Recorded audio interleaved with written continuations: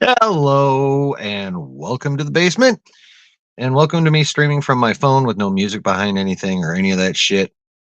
But I'm glad you're here. I am very glad you're here. I'm glad you're putting up with this horse shit that my computer is putting me through. So first of all, thank you for that. Hi Leia. Hi Leia Rose. How you doing? So I hope everyone's had a good week. It's actually been a pretty decent week. I actually just came from a wedding. That was pretty fun. I'm a little toasty still, so could get interesting up in this motherfucker. I mean, I can swear inside the first 3 minutes because I'm not monetized. Of course, on the other hand, I'm also not monetized. But hey, Brooke, how you doing? Welcome in. Welcome, members of the Chill, which is people were either for it or didn't give a shit for the most part. Only a couple people were against it. So we are collectively known in this community right here as the Chill. Hey, David, how you doing? We got some fun shit to talk about. Oop, that reminds me, I'm running a little behind because of said reception, so I got to boot up my info here because that Variety article that came out earlier this week that's causing some hullabaloo at a minimum for sure. And of course, we have Loki episode 5 to go over. And hey, Alan, how you doing, buddy? I hope you're well. I hope everyone hit like on their way in. And if you are watching this on the replay, first of all, thank you. And second of all, please hit the like. And also, if you have not yet subscribed to this little chill channel of mine, please do so. Join our chill community that we have here because we don't really get into too much. We don't start shit around here. We just we talk about stuff in a calm, sane manner, and we just hang mostly. It's why well, number one, it's the Killers of the Flower Moon. Nice. Nice. But yeah, we're just, if you're catching this on the replay, maybe for the first time, first of all, welcome in to the basement. And if you're even remotely familiar with how things end up going in the basement, we talk about whatever the fuck comes up. I mean, obviously, I come in with shit I want to talk about, but for the most part, it's whatever. We digress a lot because conversations when you're just hanging out and chilling in the basement go that way. You talk about something, then someone will say one thing, and then next thing you know, conversation's off that way, and then it's that way, then it's that way, and then it's that. It's just fun, and that's how we roll around here. So, hey, Saber Smith, how you doing? Thank you for coming in. Again, I know things are a little weird. There's no music. I'm doing this on my phone because this thing is being a piece of shit. So, me and my phone and StreamYard, we're doing our best to get this shit going tonight for you. So instead of being able to do everything on my computer, I'm now broadcasting on my phone and using my tablet to look up shit for reference. But how's everyone been? Let me know. How was your week? How was your day today? How's everyone feeling? Let me know how you guys are doing. Pretty please. I care. I want to know. And obviously, there's not much I can do from down here, but I will offer what encouragement or empathy or whatever is necessary because, you're my peeps. So let me know what's happening with y'all. Let me know what's happening. Basement streams are the best, right? I can't argue. I cannot argue, sir. I actually agree with you mightily. What are you doing? Stop it. Da, da, da, da, da, da, da, da. You guys just bear with me here. I'm going to pull up a little reference material so I can speak at least semi-knowledgeably. What are you doing? There we go. No, give me my keyboard. Thank you. Actually, my awesome and lovely wife earlier came up with a potential solution to one of the issues I'm having with my machine, which unfortunately I was not able to implement before the stream. But I'm going to give her a run tomorrow, and if it works, then things will be basically back to normal. I'll be able to start making videos again and actually use a regular ass computer instead of my phone for this shit. Yeah, that's it.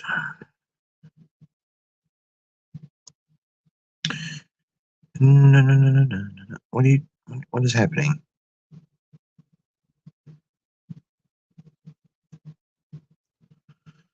Oh, so nothing wants to fucking cooperate with me tonight. How about that shit? Oh, hold on. There we go. That's a little bit better. That, maybe put that here.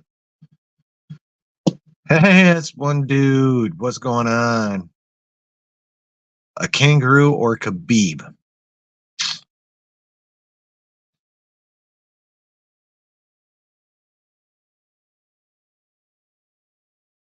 I'm going to say the kangaroo just because it has claws.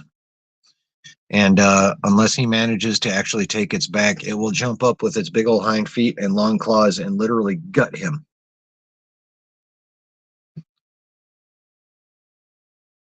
Echo trailer looks fantastic. You know what? I have to give credit where credit is due. That was a damn fine trailer. The only thing I have to say, and this is because I am still highly skeptical of the show because they cut it from 8 episodes down to 5, and they're dropping them all at once. So I have skepticism, but the trailer does look good. But on the other hand, so did the trailer for The Flash.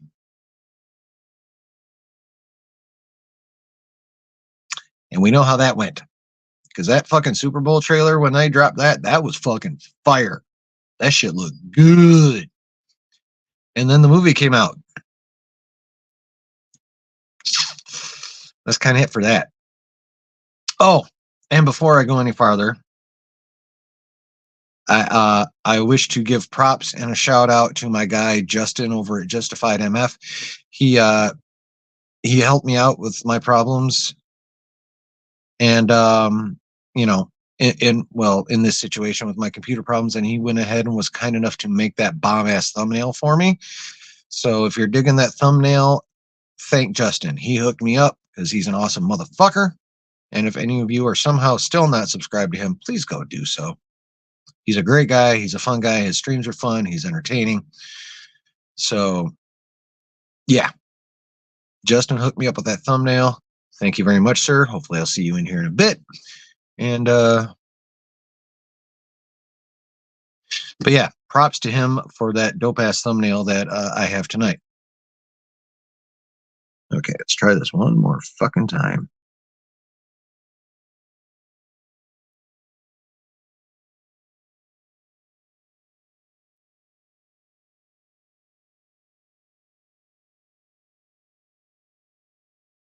There we go. Maybe.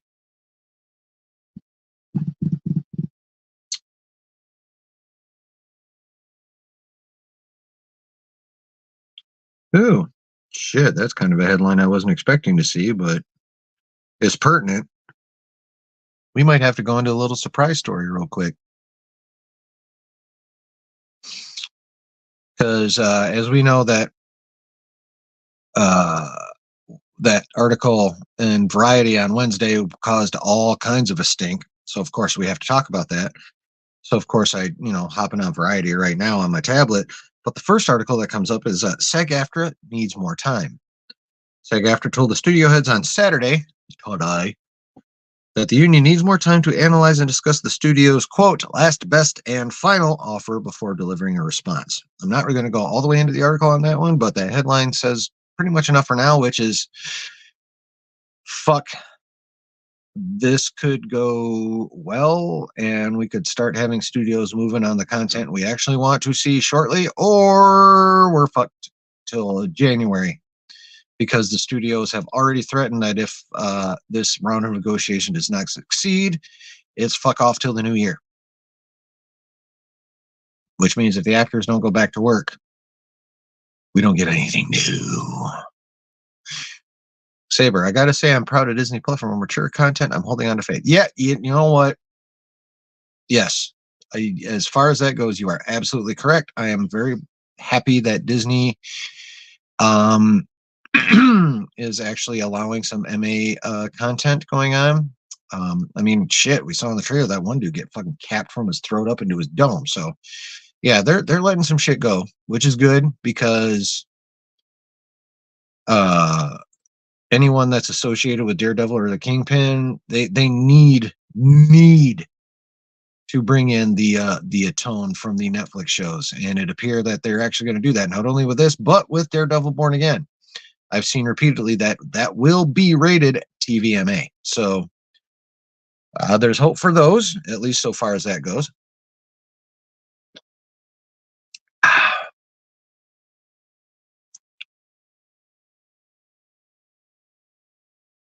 Mhm. Matthew Perry, la la la la la la. Oop, there it is. Oop. That's got to be the article. Or like comics now? Yes. Yes. And that is a beautiful thing.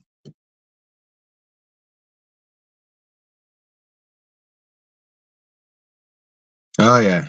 This is it. I have the article.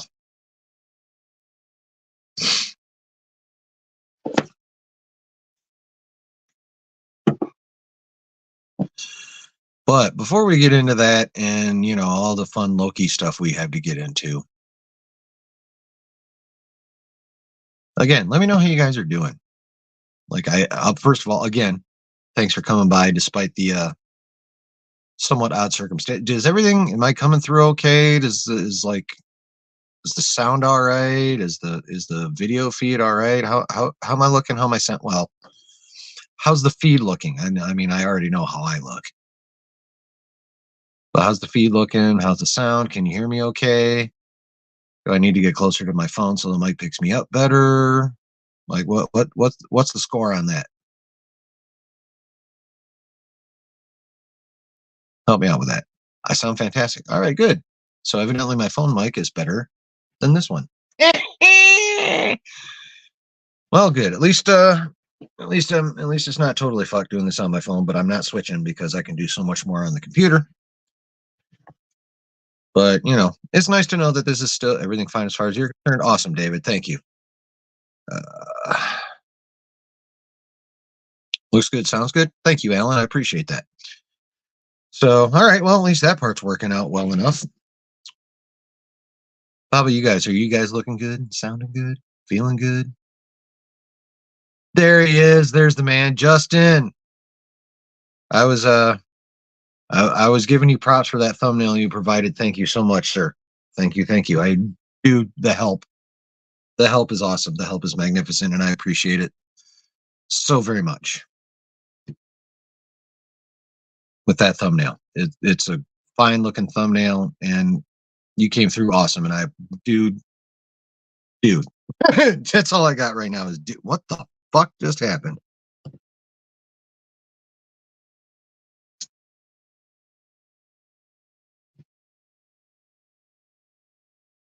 Okay, what the hell did my tablet just do? Fine, that's fine. Yes. Okay, I had the story up. Yes, that was a great thumbnail. And dude, thank you. I know you say you can knock out thumbnails fairly quickly with the program you use, but thank you for even taking those few minutes for me, man. I really, really, really appreciate it.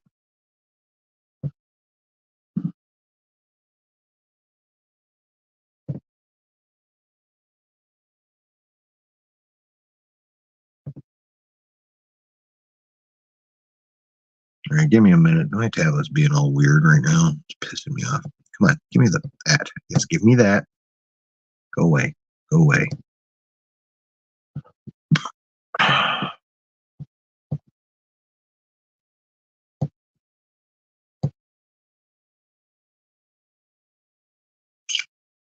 Bear with me, please. Because I had it working the way I wanted, and then something weird happened, and now I don't know what the fuck.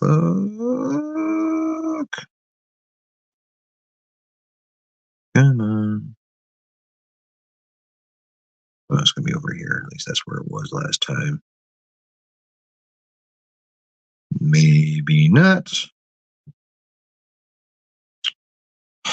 You motherfuckers.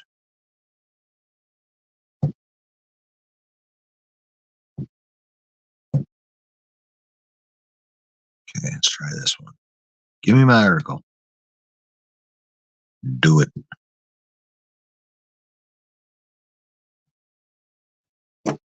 Christ.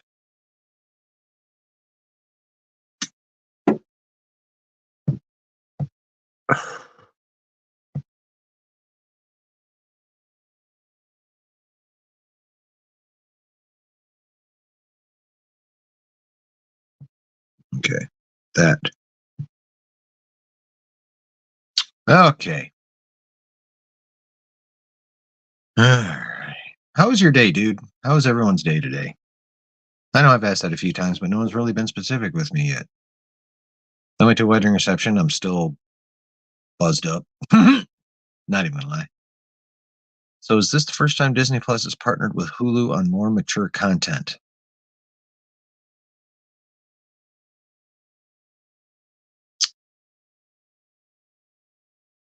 As far as I know, that I can recall.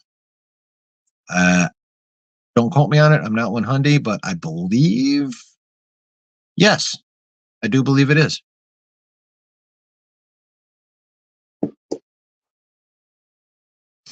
I do believe it is. And what that also says to me, though, is, well, one of two things. Number one, hey Rob, how you doing? I don't know if you saw any of my notifications, but I'm broadcasting on my phone right now because my computer's being a dick. So that's why there's no background music or anything cool like that. What was I saying? Oh yeah. What could it mean that Disney Plus is putting Echo on Hulu as well? One is they're extremely confident in it and want to get it out to as many people as possible. Okay, no text. Yes, thank you. Or two, they don't think it's going to draw enough of an audience and are therefore going to also put it on Hulu as well. Kind of like what they did with what was it, the first 3 episodes of Andor to try and get people over onto Disney Plus. In this case, they're obviously they're leaving it all on Disney Plus and Hulu, all 5 episodes of what used to be 8. Let's not forget that either. Echo was originally 8 episodes, they cut it down to 5. And they're dropping it all at once. So quality isn't too bad from the phone. Well, good. Good. Like I said, it's only temporary. I'm definitely not going to this on a permanent basis. But it's working, and that's all I really give 2 shits about at this point in time. Yeah. Disney wants to get Echo to as many people as possible. Also, the trailer for I did the trailer. Totally like the volume. Totally can hear you better. Well, that just confirms it. My phone mic is better than my mic. That's kind of hilarious. Oh well. Deal what it is. Anywho, so it could be one or the other. Trailer looks really good. On the other hand, the Flash trailer looked really good. At least for me personally, it's still a wait and see thing. And that'll be January, I believe it comes out January 10th, I think I saw. I would check, but my tablet's running really slow and I don't want to. So, but yeah, I know it's January. So we'll find out in a couple months ish if that's actually going to be any good or not. And since they're dropping it all at once, I'm probably just going to binge it before I give you all my take on it. Either way, I think we might be moving in the right direction. Yeah, no, there's definitely evidence of changes at Marvel. And despite the fact that that Variety article, which we're about to go into, kind of makes them look like ass, there's also info in it that alludes to the changes that we've been wanting them to make for a while now. So, saw a trailer for a show on Disney Plus called Culprits. Has anyone else got any news on it or seen the trailer? I got nothing. So if anyone in chat can help David out with that, that'd be dope. But I got squat.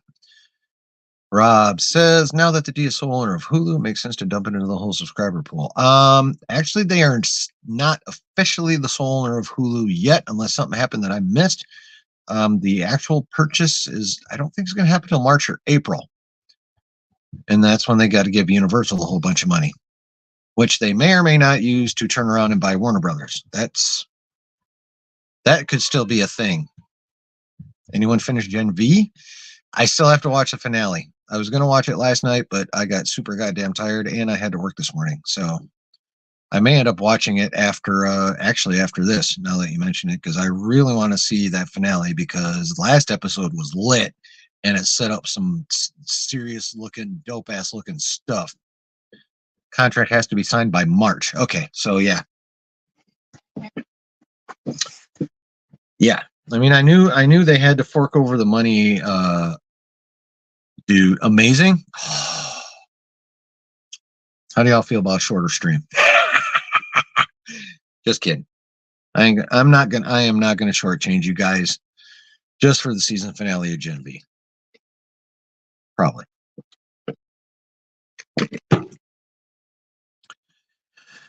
What is this shite? Oh, okay.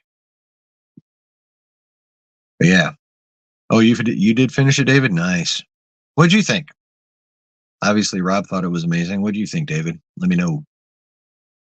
Because at least through the first 7, I dig the shit out of that show. That show's dope. Excuse me.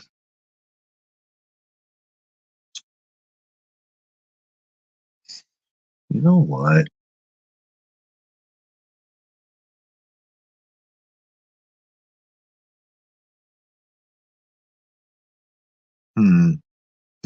Bear with me.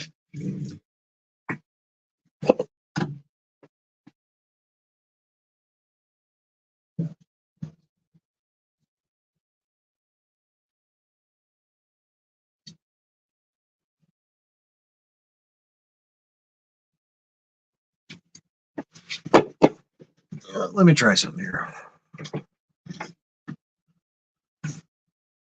Same as Rob. Awesome. Nice. The boys verse gets to be so much more real. True. Like real society conflicts are front and center. Yeah, and they don't really take sides.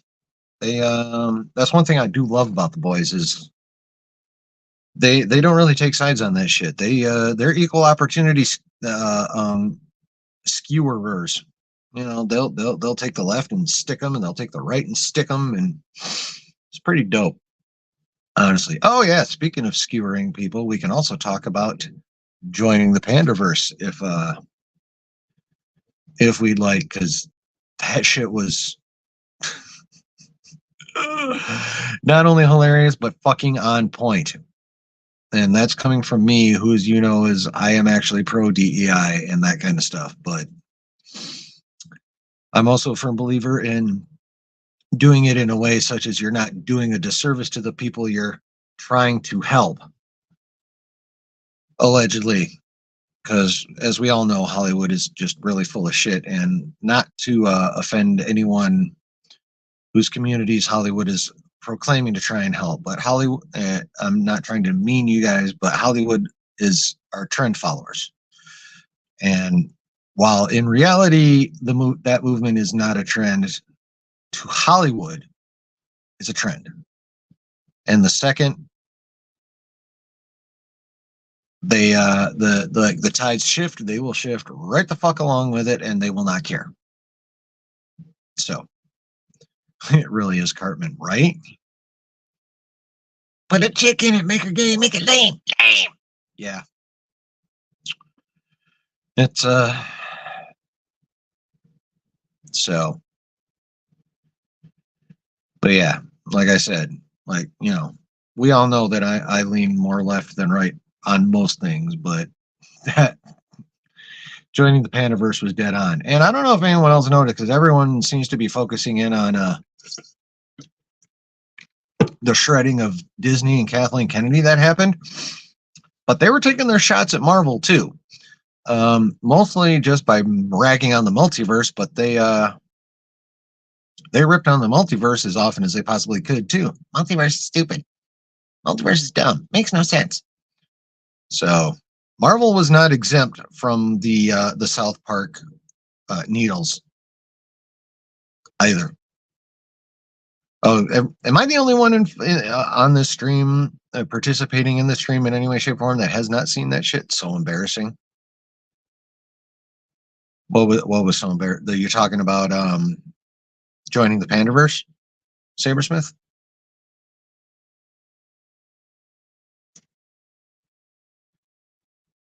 I will. Nor were billionaire. Yeah, they were not exempt either. Well, Trey and Matt have been lampooning billionaires from jump, so that's really nothing new. And if you think about it, they've been lampooning Hollywood from jump. South Park, bigger, longer, and uncut was a.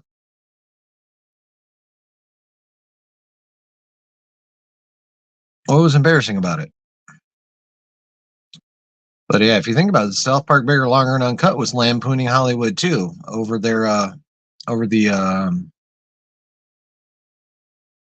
over their evidently. Hey, Leia Rose, welcome back in. Over their apparent not caring about violence, but like freaking out about people going fuck. Saw the new South Park film? It was entertaining. Yeah, I think it was actually on point in terms of skewering Hollywood's hypocrisy, which is really all that was. I mean, a lot of like I know all the haterade channels. I'm gonna get to space before you, right? I mean, I know all the haterade channels were, they were claiming victory, and like the super toxic positive ones, they were claiming victory. And the reality is Trey Parker and Matt Stone, since there's two of them, they just turned one in each direction and bent each side over, and that's really what happened. Or basically, once again, they just bent Hollywood over and was like, you know what? This is what you're really doing, and we fucking see it, and we're going to show everybody else. Which is what they've basically been doing their entire careers, and which I'm a big fan of.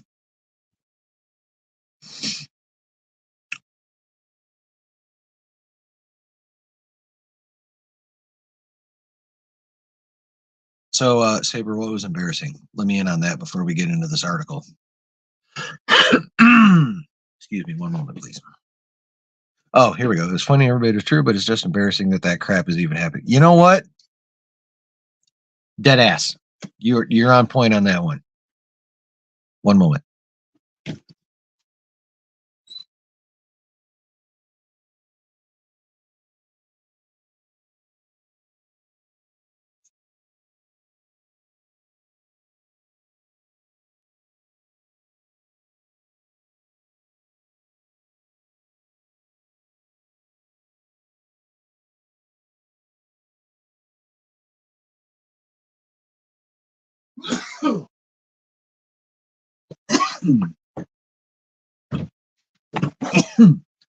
So I kind of look at it like this. If you're my age or have studied, older music in the 80s and 90s, then you will know that if Weird Al Yankovic made a parody of your song, that basically means you made it. You were big. You at least had one hit, and you were there. You hit that level. If Weird Al wanted to parody your song, you hit that level.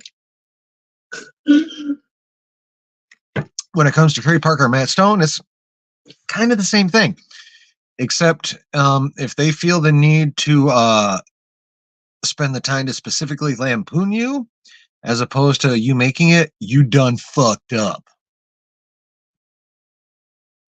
Is pretty much how that goes. So it's kind of like the opposite coin of Weird Al. If Weird Al parodies you, fuck yeah. If Trey Parker and Matt Stone come after you, you fucked up. So yeah, it's kind of how that goes.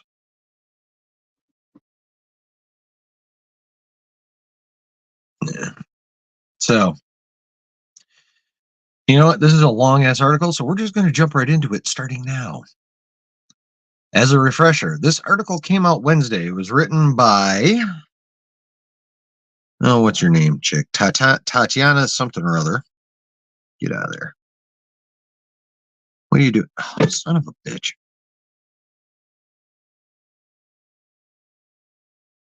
No, I don't want that. I just want that. Tatiana Siegel, who has a little bit of a checkered reputation, but I'll get into why that doesn't matter when we're done with this.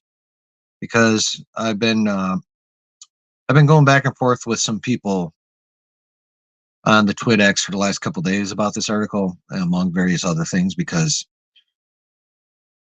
as someone who's now almost 50, I feel my duty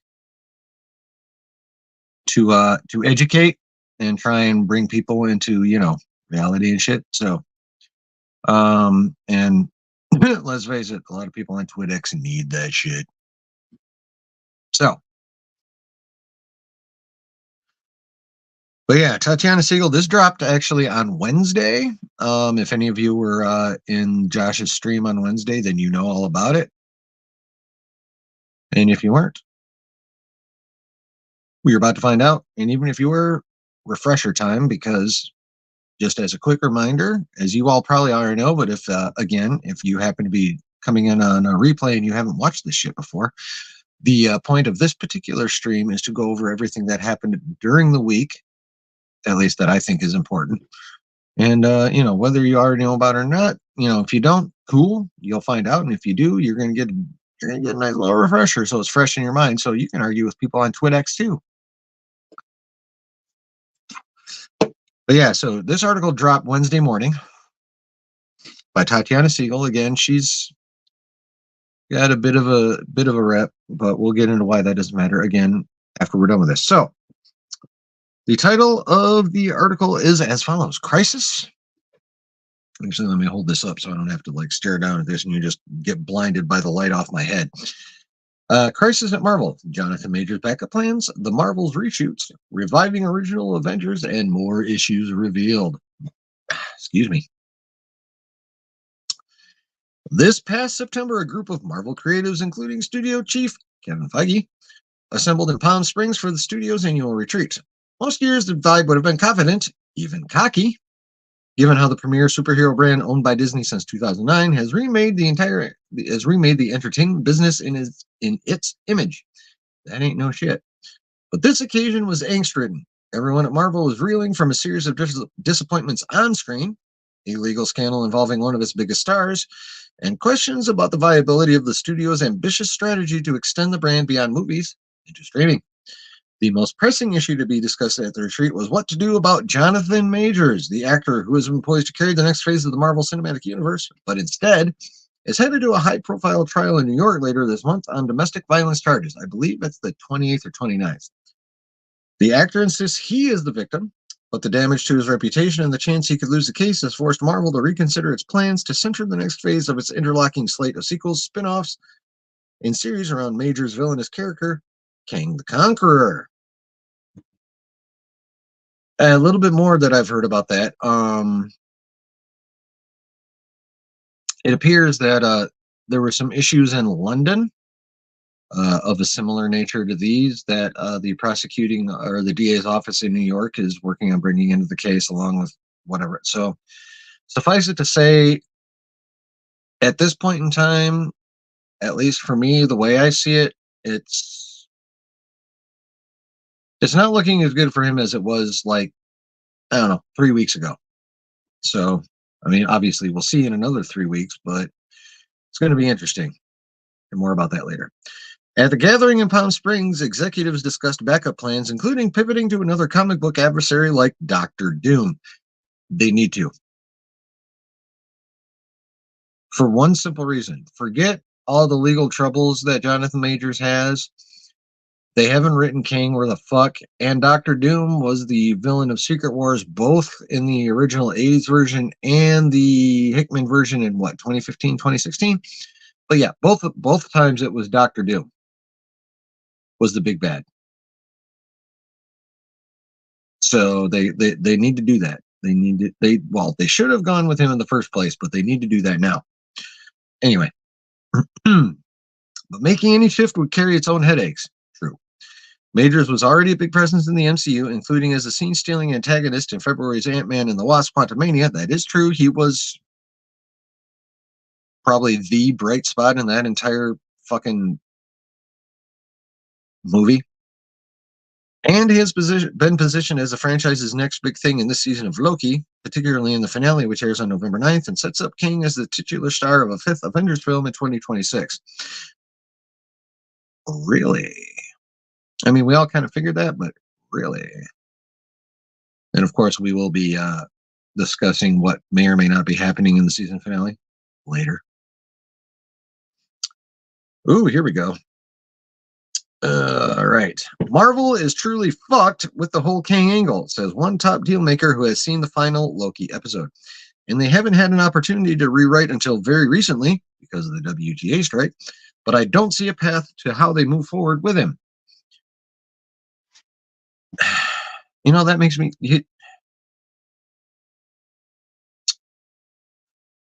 I don't know what that means about the finale, though. Because I think it's going to be dope. It looks like it's going to be dope, but I don't know what the hell exactly this dude's talking about. Why? Because he's seen the final Loki episode. Why do they think he's fucked with the whole King? I don't know. That part's weird to me, and I kind of got nothing on it, unfortunately. And I'm just hoping the negative connotations that statement seems to give off are wrong. At least in terms of the quality of the episode. Beyond the bad press for Majors, the brain trust at Marvel is also grappling with the November release of The Marvels, a sequel to 2019's blockbuster Captain Marvel that has been plagued with lengthy reshoots and now appears likely to underwhelm at the box office.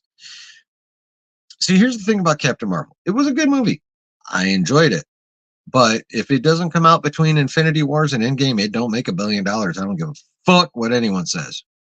That just wasn't going to happen without it coming out where it came out. Because at that point in time, more so probably than any other point in time, anything Marvel, everyone was going to fucking go see. Everybody. So, but yeah, it's hey Carrie, how you doing? Thank you for the gift. You didn't have to, but thank you. And I hope things are improving. Let's put it that way. But yeah, so far as the Marvels goes, I mean, the last trailer, the last couple trailers in the last clip were actually pretty decent. They actually made things look cool. I still don't know. Yeah, I got it. Thank you.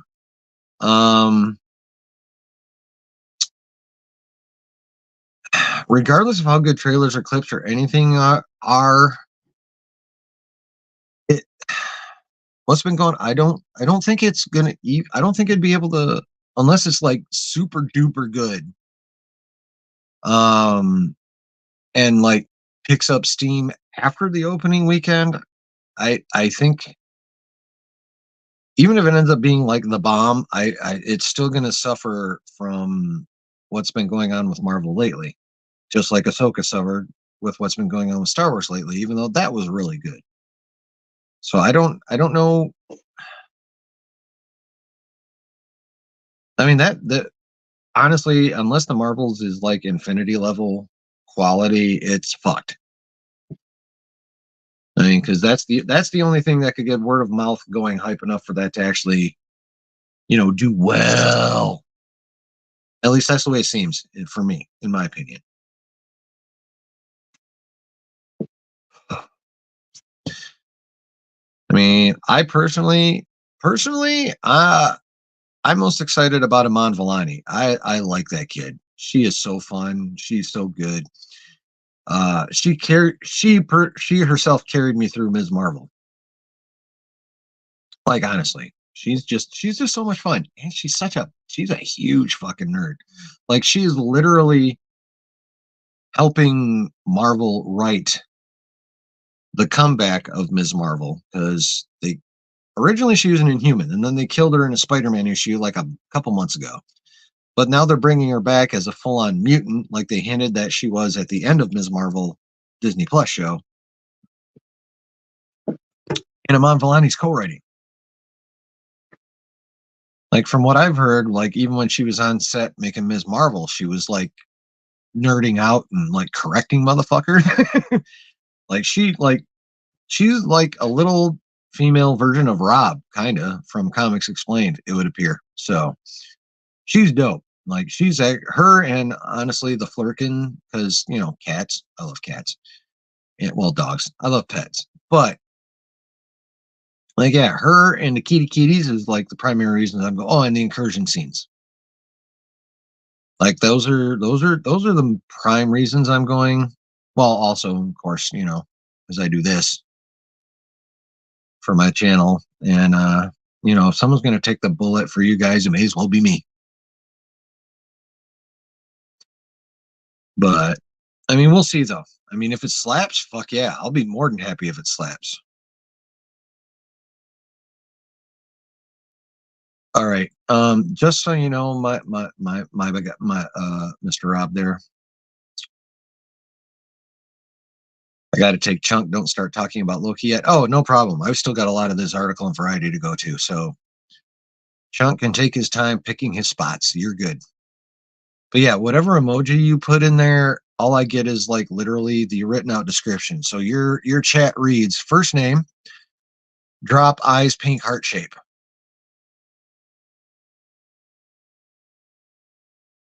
So I have to ask first name for what, and then I still have no idea what that fucking emoji is, bro.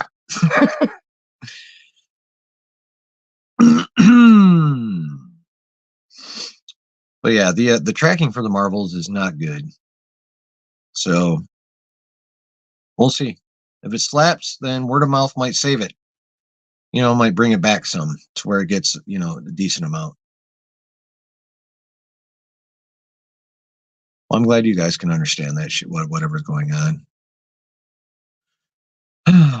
But yeah, so that's kind of that for the Marvels for right now. Anyway, has everyone hit like? By the way, I know there's like 4 or 5 of you in chat, and there's a couple lurkers. So hit like.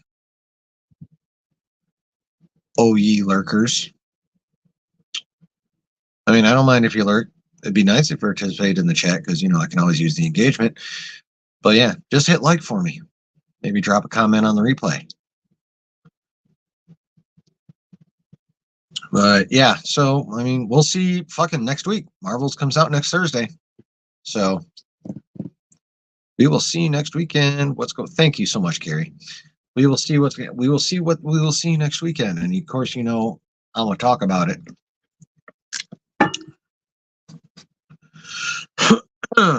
So moving on with the article though.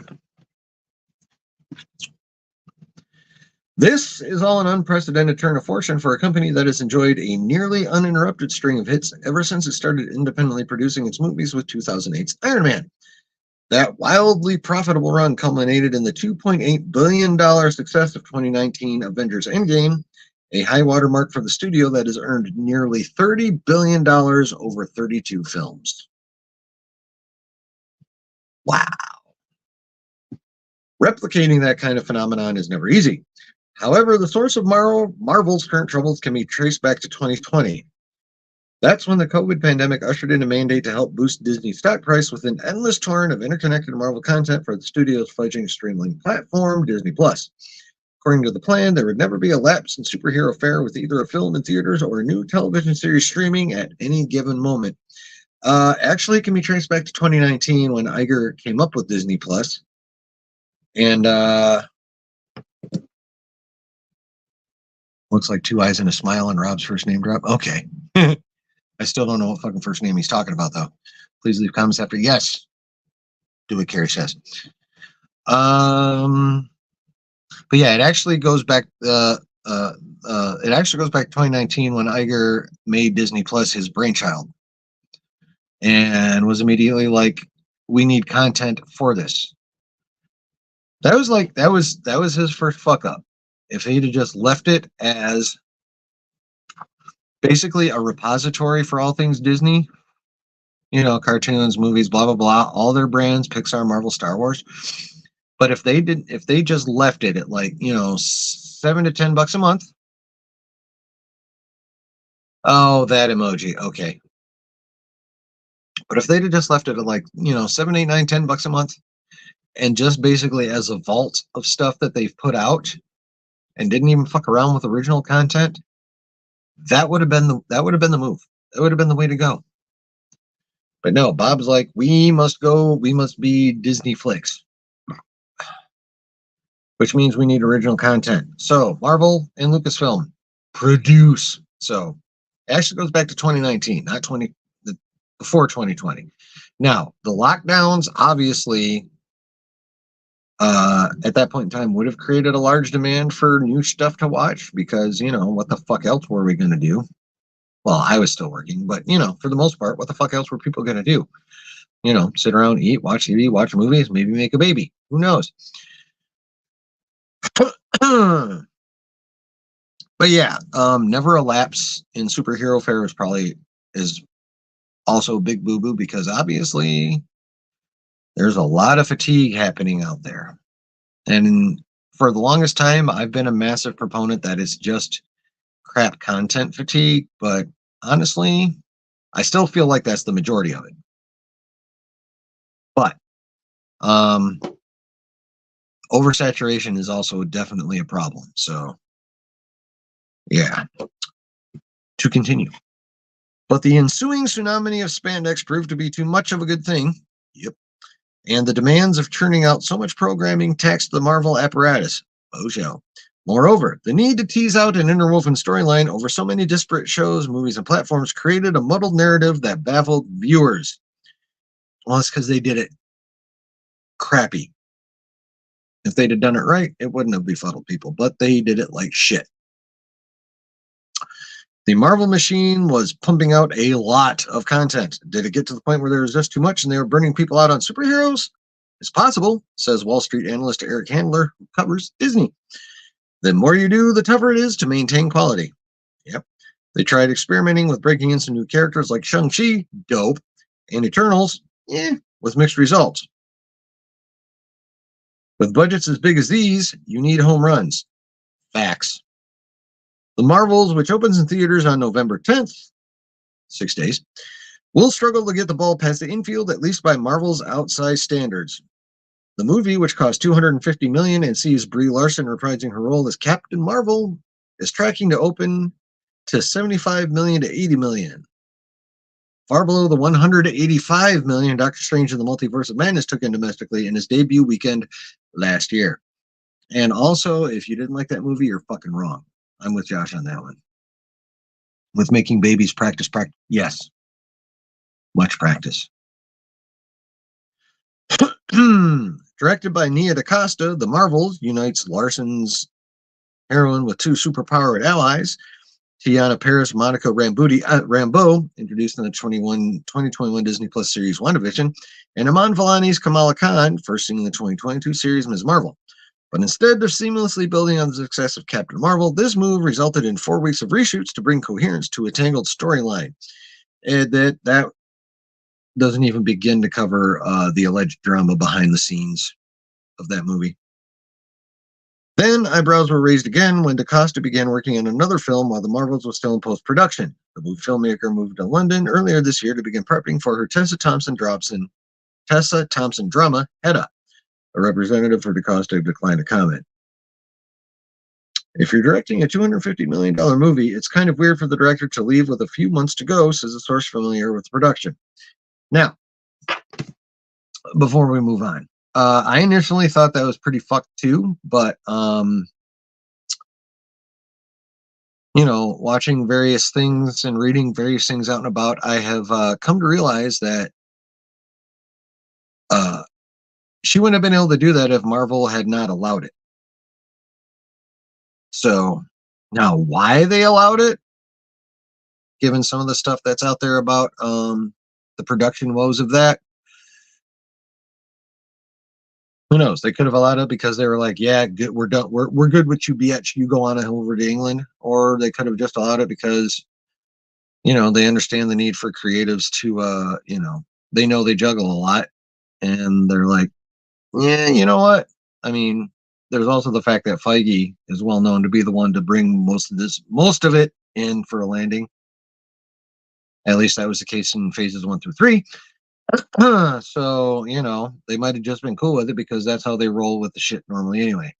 No telling, but I will just say that given the knowledge I've acquired over the last couple of days, it's nowhere near as big a deal as this article is making it out to be.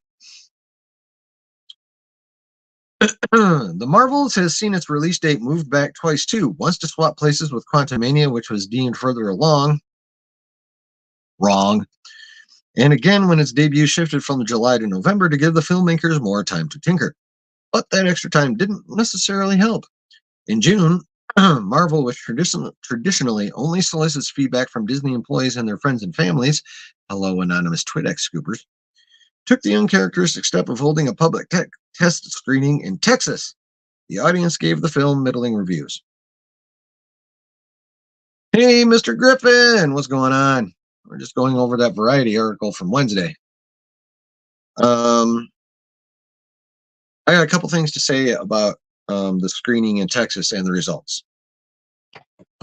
The middling reviews, I mean, obviously, it's been long surmised that this film wasn't going to be great in the first place for a wide variety of reasons. However, given the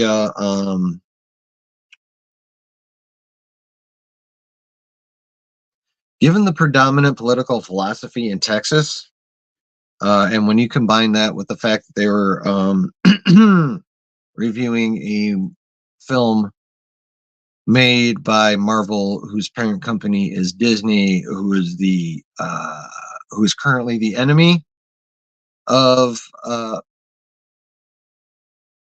if not the enemy, considered to be like the devil or what have you, of a great many people who lean to the same political philosophy as is extraordinarily widespread in Texas, may also have had something to do with the reviews. Does that make any sense? I mean, we all know what's going on in Florida and how the right views Disney. So I'm not exactly sure that putting a Disney movie in for a public test screening in Texas was a brilliant idea, given the difference in ideologies between most of Disney and most of Texas. But there's also the fact that, like I said, word hasn't been good on that in quite a while anyway. So I'm just saying it could have played a part. Oh yeah, how is your class going, Saber? Good question, Mr. Griffin. All right. But Marvel, continuing on with the article, but Marvel has never been in the business of being average. Quote, Kevin's real superpower, his genius, has always been in post-production and getting his hands on movies and making sure they finish strongly, the source adds. These days, he's spread thin. Feige declined to comment for the story. Yeah, well, that is because, again, of Iger's demands for a shit ton of product for Disney Plus, and the fact that Chapek continued those demands when he took over for Iger, although Iger never really left, but that's a whole nother discussion. Feige isn't the only person showing signs of strain. Marvel's entire VFX battalion, including staffers and vendors, is struggling to keep pace with the never-ending stream of productions. This past February, when the credits rolled at the world premiere of Quantumania, shock rippled through the Regency Village Theater in Westwood over some shoddy CGI. There were at least 10 scenes where the visual effects had been added at the last minute and were out of focus, says one veteran power broker who was there. It was insane. I've never seen something like that in my entire career. Everyone was talking about it. Even the kids of executives were talking about it. Well, of course they were. They're the ones who were the scoopers on Twitter. The schedule swap with the Marvels had left the Ant-Man sequel in a squeeze, pushing up its post-production schedule by 4.5 months. 4.5 months. They lost in terms of being able to do VFX well. They lost 4.5 months. What the fuck do you expect to happen when you take 4.5 months of time away from a VFX team? You get what you got. That's what happens. Marvel films are known for coming down to the wire. True. Given Feige's ability to, quote, foam the runway and land a plane that way, like I was talking about earlier, says one executive familiar with how the company operates. But this level of unfinished was unprecedented and would be noted in scathing reviews when the tentpole with the $200 million budget opened 11 days after the premiere.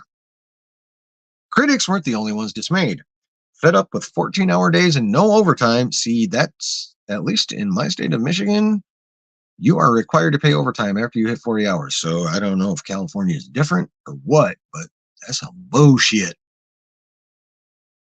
Marvel VFX workers voted unanimously to unionize in September, sparking an industry-wide trend. And if they're going to get fucked that way, good for them. Union it up. The year 2023 was the straw that broke the camel's back, since former Marvel Studios VFX assistant coordinator Anna George, who appeared before the Congressional Labor Caucus on October 19th to testify about the studio's untenable deadlines and working conditions. The pay and long hours at Marvel were the reason we had to start our unionization process there. The conditions were completely unsustainable. Salaried workers, bro. Yeah. So Iger wants quality over quality, it seems. That's a recipe for disaster. That was initially his thought. He's changed it since he's been back. Now he wants a lot less stuff and he wants to pay a lot less for it. So,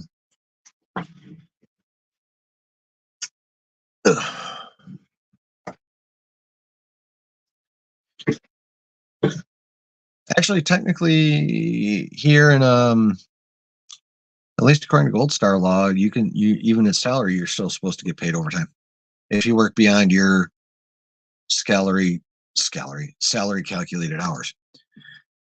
Class is going well, working our way through the movies. Last week we watched Platoon, Kill Bill Volume 1, and Flight. I haven't seen Flight, but the other two were really good. This week was Hacksaw Ridge, Reservoir Dogs, yeah, and Trainspotting. Kill Bill was a hit. Of course it was. Reservoir Dogs should have been too. I fucking love me some Tarantino, bro. Of course, I still haven't seen Once Upon a Time in Hollywood yet, so I'm kind of slacking on that. But other than that, fuck yeah, give me some Tarantino all day. All right. Disney top brass, including newly returned CEO Bob Iger, was said to be apoplectic about Marvel's VFX troubles. As well, he should have been, because 1 month after the Quantumania premiere debacle, the guillotine fell on Victoria Alonso, who oversaw the studio's physical production, post-production, and VFX and animation. While the reason cited for her abrupt firing was her unauthorized role as an executive producer on the Oscar-nominated film Argentina 1985, insiders say Disney was incensed that quality control of Marvel Productions was plummeting, particularly on the ever-expanding TV front. The VFX logjam had been evident for some time, with some final effects for such Disney Plus series as WandaVision and She-Hulk Attorney at Law inserted after their streaming debuts. After they were already debuted. What the fuck? Alonzo was busy promoting her Arthouse project while Rome certainly didn't sit well with Disney's leadership. Alonzo's attorney says her client is unable to comment. Of course, because as more than likely as what usually happens is when a settlement like what she got occurs, the said settlement also comes with non-disclosure. It's like, okay, yeah, here, you can have your money, but you also have to shut the fuck up, is basically what that boils down to. So yeah, she was definitely not able to comment, no matter how much she probably wanted to. That's what happens when you sign an NDA. And there's no way in hell Disney was going to give her a settlement that did not include one. Well, actually, really, any corporation would be like that.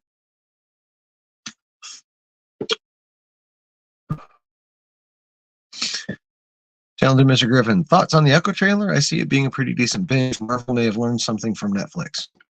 I thought the trailer was actually pretty cool. I definitely appreciate the fact that it's going to be TVMA. I don't know that they learned something so much from Netflix as much as I feel like they're just dropping it all at once just in case. Well, they've already had to cut it down from 8 to 5 episodes. Or I don't know if they had to, but they chose to, which means they probably had to. So between that and the fact that this is the first time they've dropped anything like this all at once, that seems to project a lack of confidence in the show, at least to me. But the trailer looked damn good, so we'll see in January. Brooke, love the Kill Bill films? Hell yeah. Saber Smith, don't get me started on salaries. Teachers need to get paid more. Sorry, not trying to be mean. No, bro, you're right. Teachers need to get paid a lot more. They need to be paid like fucking doctors, because how do doctors learn to be doctors? They get taught. I mean, are there people smart enough out there to pick that shit up on their own? Yes. But you got to be fucking taught to be a doctor. So, yeah, teachers definitely need to get paid more. All right. Here we go. But some internal sources suggest Alonzo was a scapegoat and point to the She-Hulk VFX issues as a symptom of a deeper rot, namely a lack of oversight on script development. They're both right. Oversight on script development was bullshit, and the VFX was bullshit. In the original arc of She-Hulk, a flashback of star Tatiana Maslany's transformation into her Hulk character didn't take place until episode 8, the penultimate episode. Wow. But after Marvel's Brain Trust watched footage, it realized the scene needed to happen in the pilot episode so the audiences could see more of the character's backstory early. That meant that the VFX team was tasked with fixing the mess in post-production. The so-called bad VFX we see was because of half-baked scripts, says one person involved with She-Hulk. That is not Victoria, that is Kevin. And even above Kevin, those issues should be addressed in pre-production. The timeline is not allowing the Marvel executives to sit with the material. I mean, to a point, they're not wrong. However, it's been widely reported that Miss Alonzo was not treating the VFX houses with any kind of appropriate respect or anything like that. So as much as whoever that one person is that's trying to defend Victoria Alonzo, they're partially right. I mean, obviously we know the writing has been bad as well. But the way she was treating VFX houses and scheduling shit and not scheduling it correctly, and so it was still a lot her too.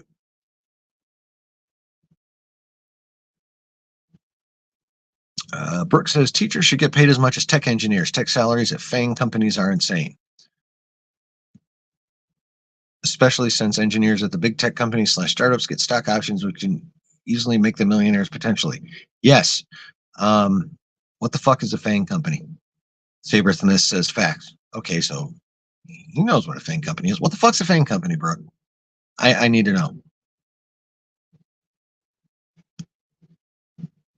Oh, my face is literally tilted.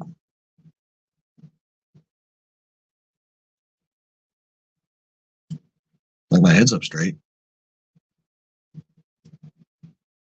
Got just the teensiest bit of Forrest Whitaker going on here. There, that's more like it though. No, that's more Forrest Whitaker. Fan company is basically an acronym for Facebook, Apple, Netflix. Okay, yeah. Right on. Thank you. Stroke? Maybe. Maybe. Wouldn't surprise me at this point in time.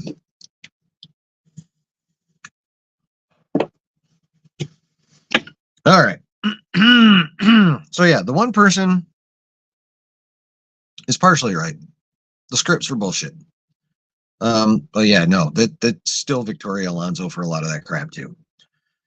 All right. All the while, Marvel was bleeding money with a single episode of She-Hulk costing some $25 million, dwarfing the budget of a final season episode of HBO's Game of Thrones, but without a similar zeitgeist bang.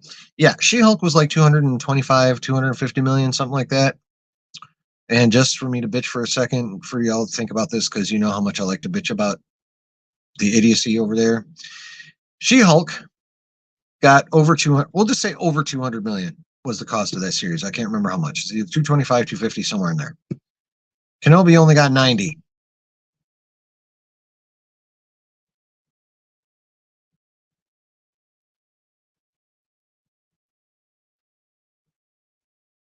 Yeah, 110 to 140 million less than She-Hulk was what they gave Kenobi. Yeah, She-Hulk cost that much. Yes, that is insane.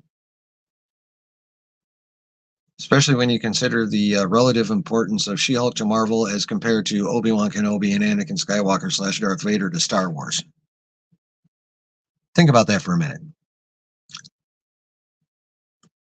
The level of importance of Obi-Wan Kenobi and Anakin Skywalker / Darth Vader to Star Wars compared to the importance of She-Hulk to Marvel. Churn on that for a bit. Those numbers should have been reversed. Anyway. All right. All the while, Marvel was bleeding money. Yes. The August 2022 series premiere at the El Capitan Theater foreshadowed what was to come 6 months later at the Quantumania Bow. The She-Hulk special effects were out of focus in multiple scenes. And they were still out of focus by the time it hit Disney Plus too. There are signs that the flood of product is leading people to tune out. Quote, I'm not prepared to call it a permanent fall, but based on the numbers that go with Marvel podcasts, Marvel-based articles, friends who do Marvel-based video coverage, all of these numbers are significantly down.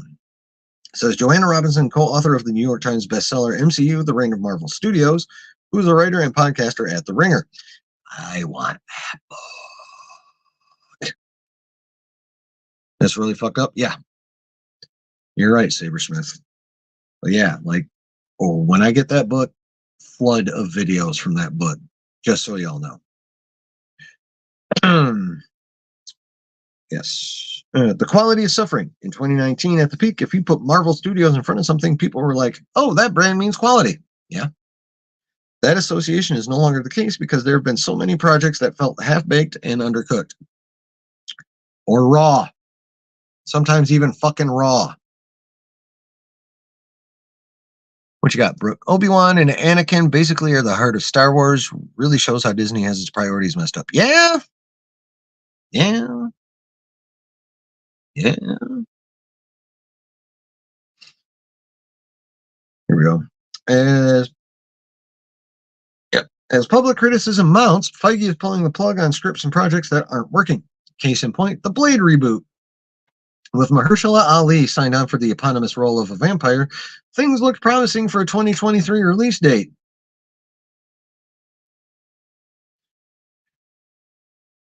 But the project has gone through at least 5 writers, 2 directors, and 1 shutdown 6 weeks before production. One person familiar with the script permutations says the story at one point morphed into a narrative led by women and filled with life lessons. Blade was relegated to the 4th lead, a bizarre idea considering that the studio had 2-time Oscar winner Ali on board. All right. That particular section has people going ape shit on Twitter. Just straight ape shit.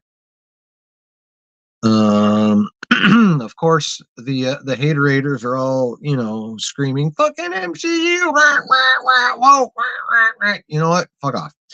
And of course, there's a lot of people who are the equivalent of those fucks, but on the other end, which still makes them fucks, who are like, that's the way it should be. You don't make a movie about Blade and make him the 4th lead.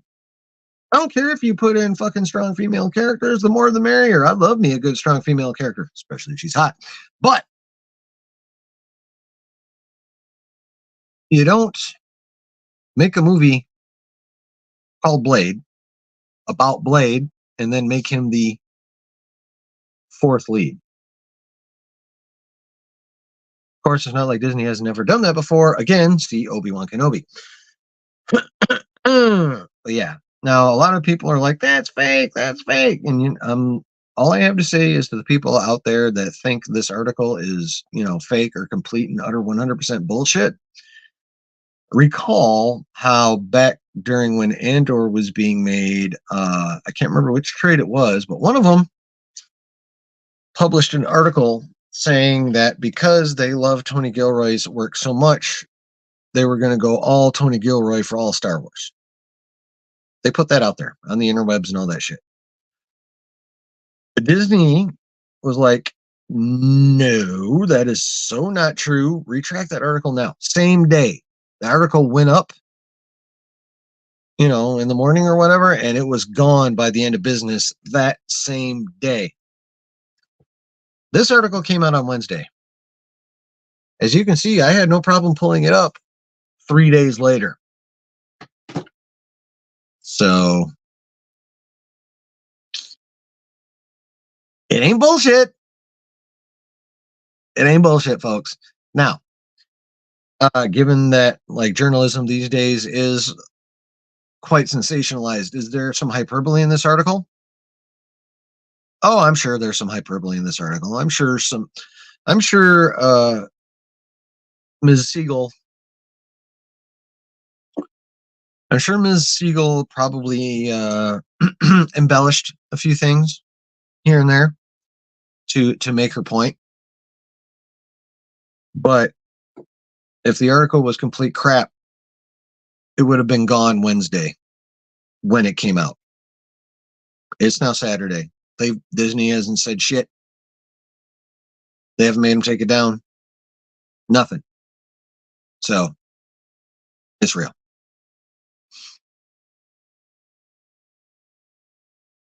He may still walk. Oh, Mahershala? He might, depending on how this script goes. That's currently being, well, now the writer's strike is over, currently being rewritten again. He says, you do not sacrifice the lead ever. You know that. Everyone else in chat knows that. I know that. People hopefully watching on the replay right now know that. Leave a like and comment. But yeah, no, you do not. Sabersmith says they did it right with Mando and his female squad. Yes, they did. Quite well. There's so many. Fucking the original Star Wars. Fucking Carrie Fisher. Was Princess Leia any kind of wilting flower? Hell no. Leia was a badass from jump. Never. That's the problem with the Marvels. It should be Captain Marvel 2. Yeah, that's another thing. Well, that right there was one of the big reasons Miss Larson was causing so much shit. It's because she felt that way. Among other things, but I know that was definitely a thing. Here, there's nothing wrong with changing things up a bit, but there's no reason to change it completely. Yeah, I would say for the most part, 99.9% of the time, yeah. I mean, it really depends on what you're dealing with, though. Well, no, you're absolutely right. 100 on that one. I can't think of a I can't think of an example where something was changed drastically and it was still cool.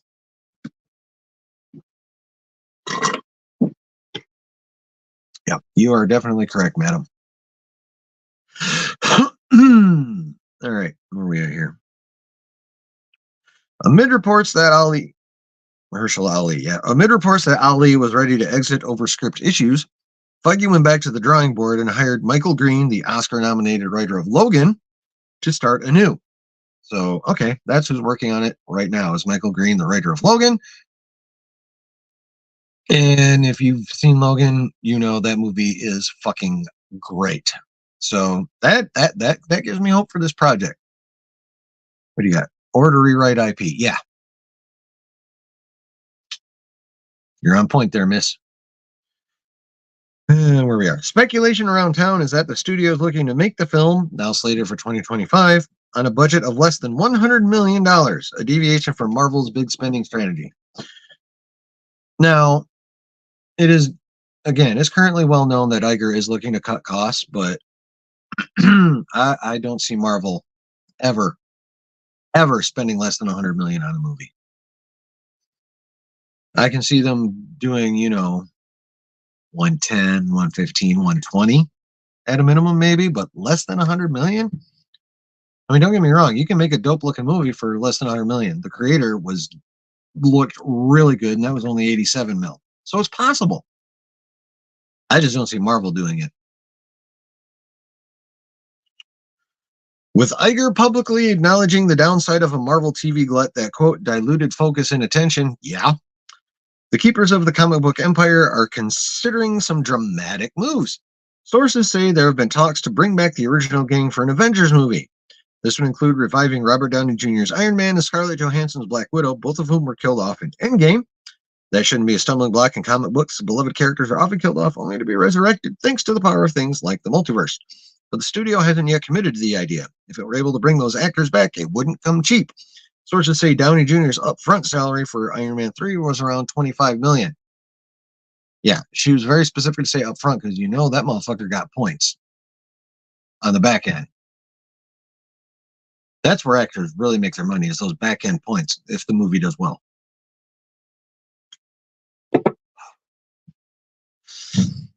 But yeah, that's another thing that's been much debated for the last few days. Should Marvel do that? Should they bring back the OG Avengers? I say yes. Would it be an act of desperation? Yeah. Would it be silly for them to try and paint it otherwise? Yeah. But would it work? Yeah. At least for me and a lot of people I associate with nowadays. I would love that to happen for the exact same reason that was mentioned here. Comic books do that shit all the time. And one of the biggest arguments I've heard again is that comic books and movies aren't the same. You can't do that in movies. You'll fuck up their sacrifice in Endgame. Here's the thing. If you're talking about other kinds of movies, sure. But these are comic book movies, which means you can do comic book things. Like bringing motherfuckers back. Especially when things are fucked up, which is pretty much when comics love to do that shit. Like when they come out with a bunk storyline, they're like, God damn it, no one's buying comics right now. Okay, bring these popular motherfuckers back for a while. So they do that. Well, guess what? The Marvel Cinematic Universe is now in the exact same position that Marvel Comics has been in multiple times, and they are going to have to do the same thing that the comic books do. Luckily enough for them, they're comic book movies. So unless, like, the only arguments I've really heard against that are like cinematic arguments, and we're not talking regular cinema. You're in the no camp on Resurrection? Okay. I disagree.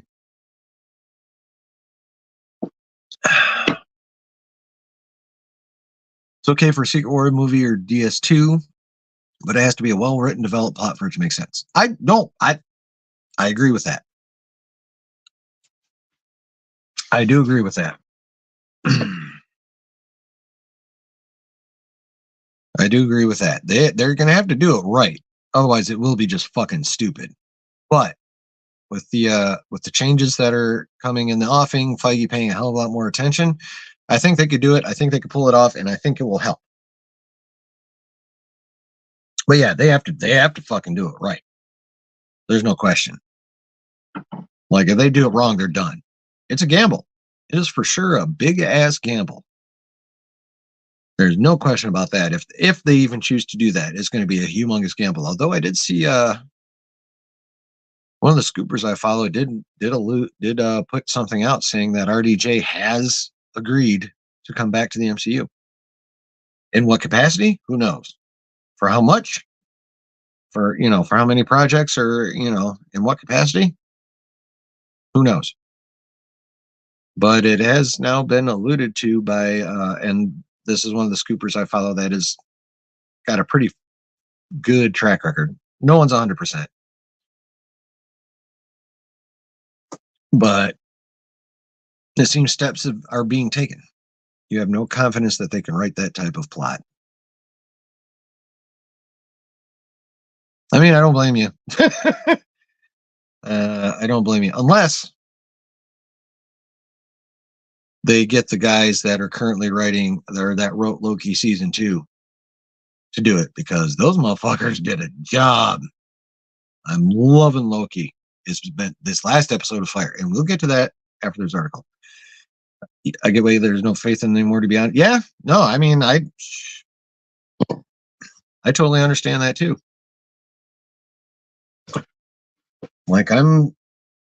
Like we're all kind of in a place right now where we're all kind of sort of like the rebellion. We're operating on hope. We're basically operating on hope right now.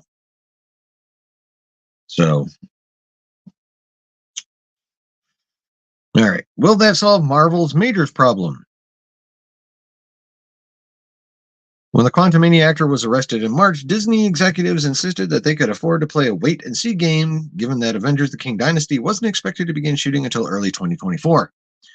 But then Majors was dropped in quick succession by his publicists and managers. He remains a client at WME, the agency where he landed after CAA parted ways with him pre-arrest for his, quote, brutal conduct towards staff, one source. CAA declined to comment, naturally. In April, other alleged domestic violence victims of Majors began cooperating with the Manhattan District Attorney's Office. Then, ahead of a key hearing in October, media outlets, including Variety, obtained a court filing that referenced a police incident in London involving Majors that led his ex-girlfriend to seek medical attention. Making matters even stickier, the ex-girlfriend also worked on Quantumania as a movement coach, and the London incident took place while Majors was shooting season 2 of Loki. So he's messing with a chick while dressed as Victor Timely? Sorry, that's not funny that he messed with a chick, but dressed as Victor Timely is fucking hilarious.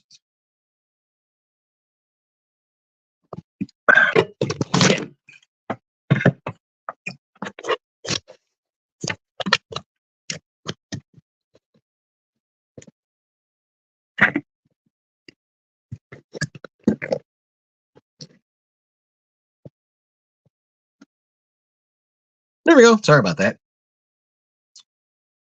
Where was I?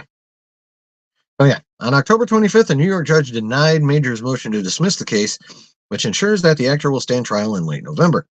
His legal team is attempting to keep some material in the case sealed.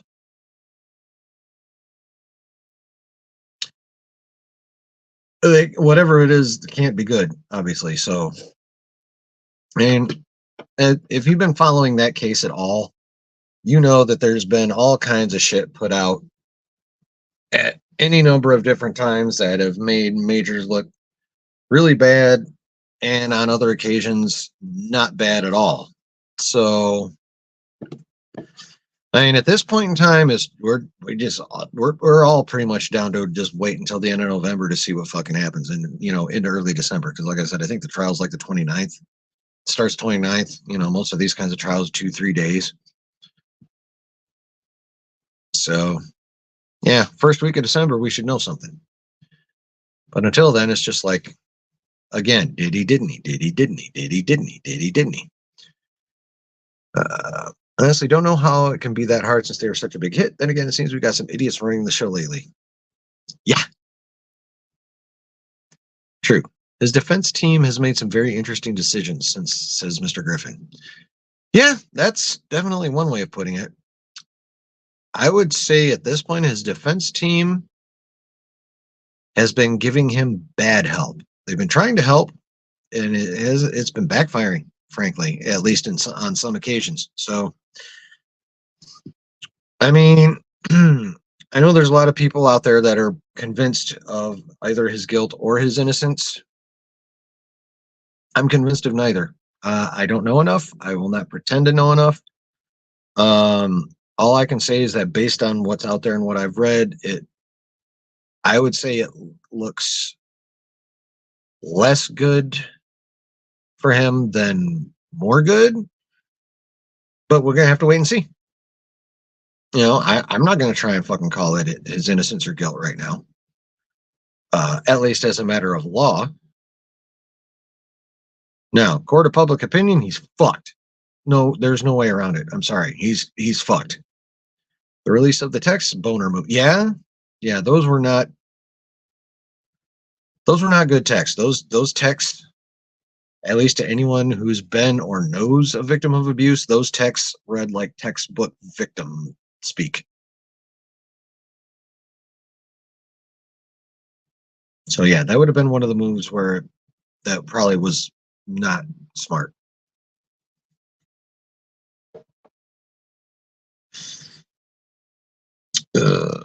So, a studio source notes that regardless of the actor's legal issues, Marvel had already considered moving away from Majors-led phase because of the box office performance of Quantumania, which will struggle to make a profit. It gave people pause given that Quantumania didn't exactly land, the source says. On October 27th, Disney removed another Majors film, Searchlight's Magazine Dreams, from the release calendar. Yeah. It's kind of funny, though, because he was like one of the maybe only bright spots of that movie. And especially when you consider they didn't even decide to make Kang the big bad of like phases 5 and 6 until after they had finished filming Loki season 1 and saw how awesome he was at being He Who Remains. That's when they decided to make Kang the big bad. So it wasn't even like,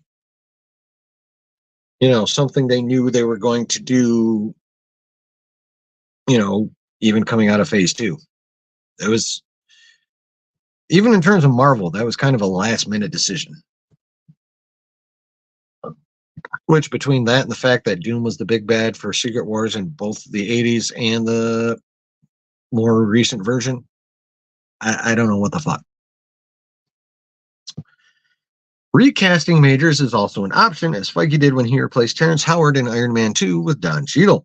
In fact, Marvel isn't afraid to change direction, even after making splashy announcements. Armor Wars was first unveiled as a series and is now being developed as a feature, while the studio's push to adapt the comic book Inhumans into a feature film generated headlines but is now dormant. The now defunct Marvel Television mounted an Inhumans TV series in 2017 that ran for one season on ABC. Yeah, I really don't know how far Marvel will ever get with the Inhumans, even though they're cool. Still, there was one bright spot in 2023. Guardians of the Galaxy Volume 3, which became Marvel's biggest draw of the year with $845 million worldwide. That was a good movie. The fact that it was directed by James Gunn, the guy now running rival DC Studios, was lost on no one. Well, James Gunn has done a pretty good job with the Guardians of the Galaxy movies, for sure. The Suicide Squad, for me, gave me the same feeling I had when I watched Love and Thunder, which was, what the fuck did I just watch? Rob, what you got? King is being wasted. Kill him off and move to Doom. Doom plus Secret Wars equals relaunch. They can emulate Heroes Reborn, introduce X-Men, set up an onslaught, have Professor X kill whoever. Yeah, no, everyone. Then boom, resurrect the OG Avengers. Yeah, well, they are using Secret Wars for a soft reboot. From the information out there, as opposed to an actual battle world, what's going to happen is things are going to be condensed down into what they're going to call New Earth. So, but yeah, I mean, a reset is what Feige's going for in the first place. How he's going to do it exactly, we will see. But I like what you're saying. Heroes Reborn sounds dope. But yeah, King is being wasted. They've written him. They've killed every variant of him that they've shown us so far. Sylvie stabbed He Who Remains at the end of Loki season 1. Kang the Conqueror got beat by ants and the ant family. And then, not just this past episode, but the episode before, Victor Timely got turned into fucking spaghetti. Or, time spaghetti, as it were. So, right now, in the MCU, Kang is 0 for 3. That is, that to me is not how you set up someone that we're supposed to be intimidated by. I don't know about y'all, but I'm really not intimidated by a villain who keeps getting his ass kicked, if not completely murked. Like 2 of the 3 kings have been unalived, and the other one got his ass beat by big super intelligent ants and then chucked into wherever the fuck he ended up by Ant-Man. I'm sorry. There's literally no justification for Kang the Conqueror to lose to Ant-Man or even the entire Ant family. Brooke says, honestly, bringing in more of the X-Men in the MCU ASAP seems like a good move. Looking forward to Deadpool. Yes, you're absolutely correct. I honestly don't know why Feige bothered with the you motherfucker. Why Feige bothered with the multiverse saga when he's got the mutants waiting in the wings. I assume it's probably more stupid Fox legal bullshit. I mean, that's the only thing I can think of. Unless Loki becomes king. Well, that's going to get addressed. All right.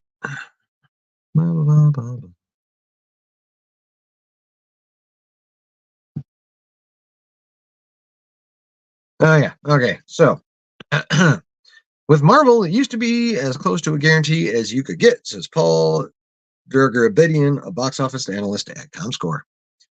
So, going all in on the budgets made sense. Guardians 3 was a bit overlooked in how successful it was. But that had James Gunn and Chris Pratt, and I think star power is becoming more important. Then there's Quantumania with $476 million. Anything under $500 million is viewed as a disappointment, and these overreaching expectations are a result of so much success over the years. Yeah, that was that was a worry even like right after Endgame came out. Is like, how the fuck are they going to compete with themselves after setting their own bar this high?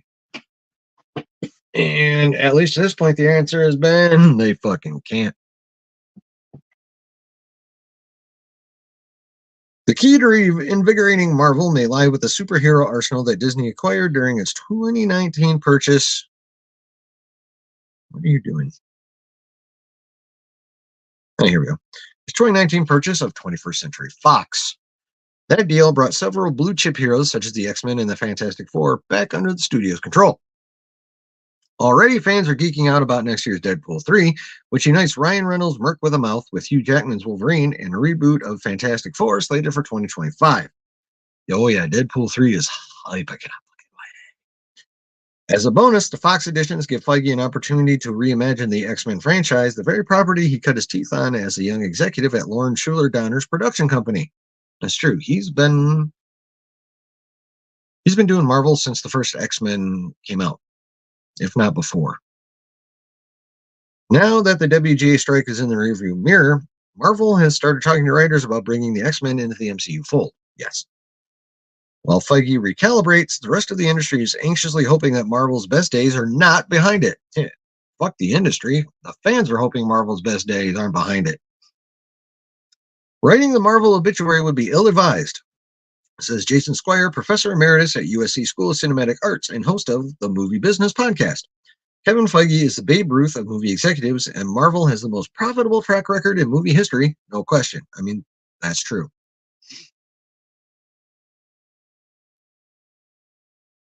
Oh, wow. That was the end of the article. That was a very abrupt ending to the article. But yeah, so according to Mr. Squire, writing the obituary would be ill-advised because Feige is Babe Ruth, blah, blah, blah. But yeah, so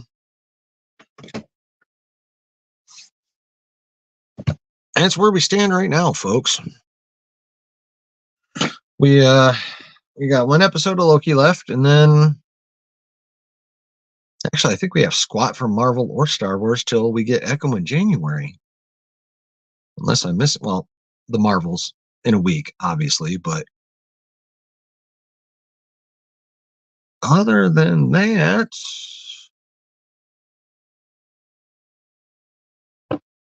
I think that's it. That's all we got. Damn it, I'm gonna have to start getting creative. That's not good for any of us. But yeah, so I mean, what do you guys think? Do you think you agree with this article? Some, in part, a lot. You think this chick's full of shit? Maybe a little, maybe a lot. Just on one or two things. I mean, what do y'all think? Basically, is Marvel Studios truly in a shambles? And can they come back?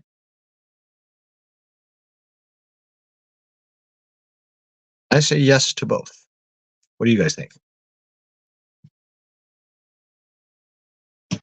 Let me know in the chat. I'll be right back.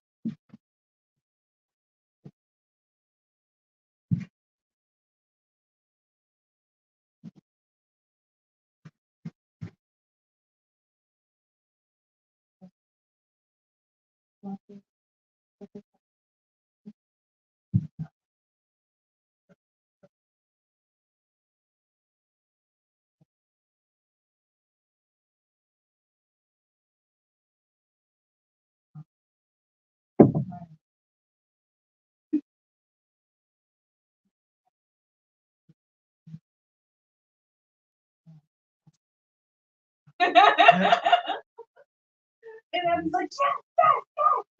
He's like, what are you watching?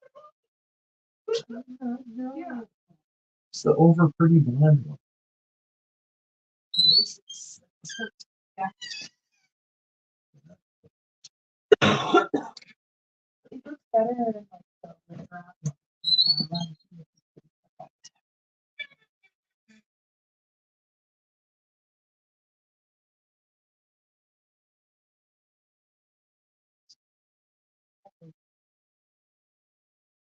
I just thought y'all team was hilarious.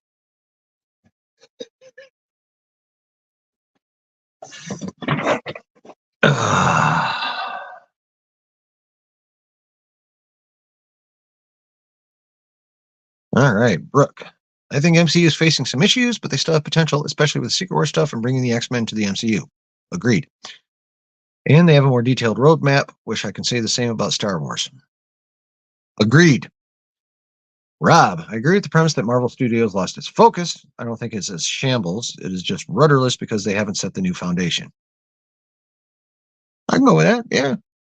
They keep conflating wrapping up loose ends with setting things up moving forward.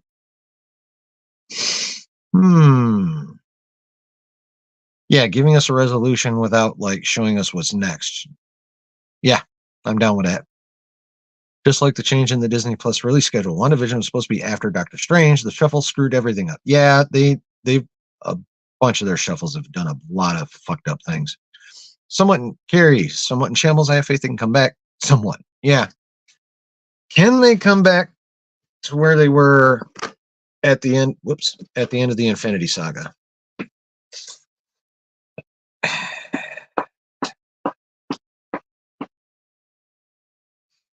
Maybe, but I don't know. I'm not going to say it's impossible. I'm not going to say it's guaranteed. Fucking cats. Not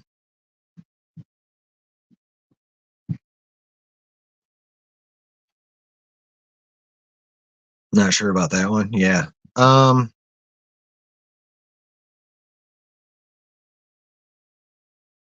I'm gonna say probably not.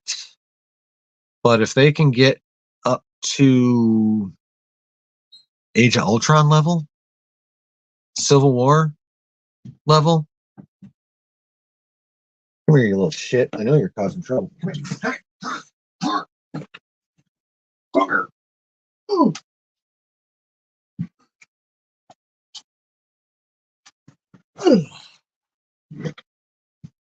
Here's my troublemaker. Doesn't he look like a troublemaker?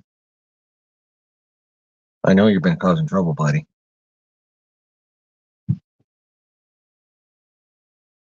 Hey.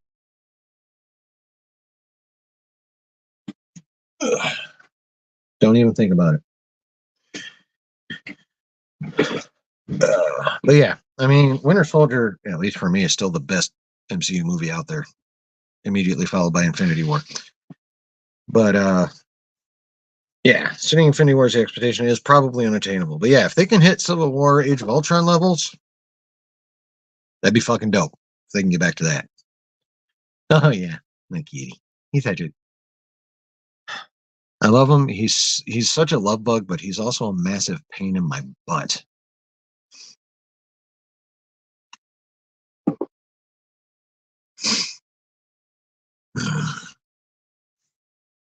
Yeah, so I don't know if they can ever match the end of phase 3, but if they can match like the almost that good parts of phase 3 and the really good parts of phase 2, they'll be doing pretty damn good. Lucasfilm's another fucking story. But I don't care about them tonight. We had this article for Marvel, and now, ladies and gentlemen, what's going on? Oh, I don't care about that shit.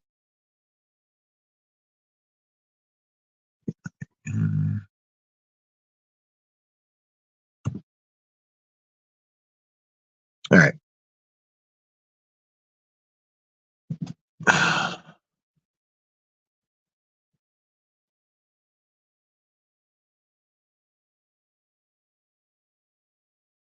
I'm brain farting on AOE. Clone Wars. Or no, Civil War and Agents, Avengers.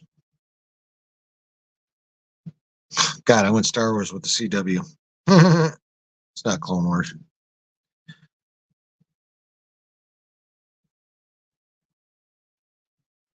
Oh, Age of Ultron. Okay. Get doubles and triples, get 6 yard. Yes, exactly. See, that's the problem though. Marvel does not have the, swing for, just swinging for regular extra base hits mentality. They're like home run every fucking time. And unfortunately, they now have the Texas Rangers to back that up. Because the D-backs got to the World Series on small ball.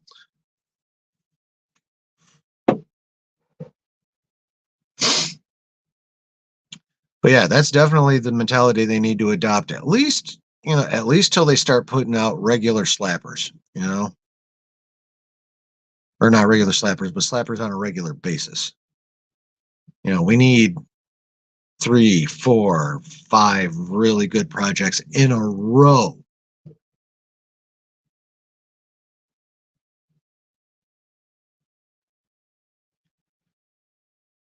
before, like, I think full faith can be restored. Ugh, damn it, next I'll try.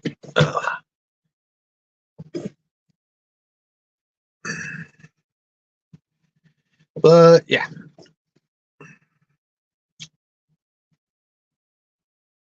Now, enough talking about the shitty Potter Marvel. Let's talk Loki. What did everyone think episode 5?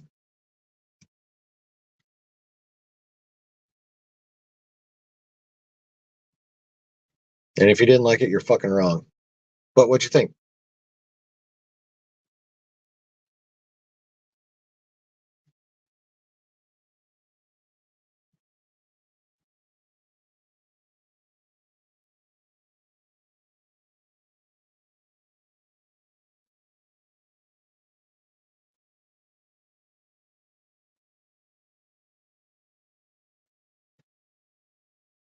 Brooke, loved episode 5, 10 out of 10, especially the end where Loki figured out how to master time slipping. Yeah. I think Carrie's just laughing at me, telling people you're wrong if you didn't like it. Would be cool to see Loki as a sort of new He Who Remains. Oh, we're dude. We'll get there, buddy. Episode 5 started to reveal Loki's glorious purpose. Yes, it did. Yes, it did. Does anyone know Saber's back in? I would think Chunk should have been able to like eat, pee, and eat, and then or eat or pee, shit, and eat, and then pee and shit again by the time we got to this. I spent a long time on that article. Sorry, guys, but it's just such a very interesting article and provided so much to talk about.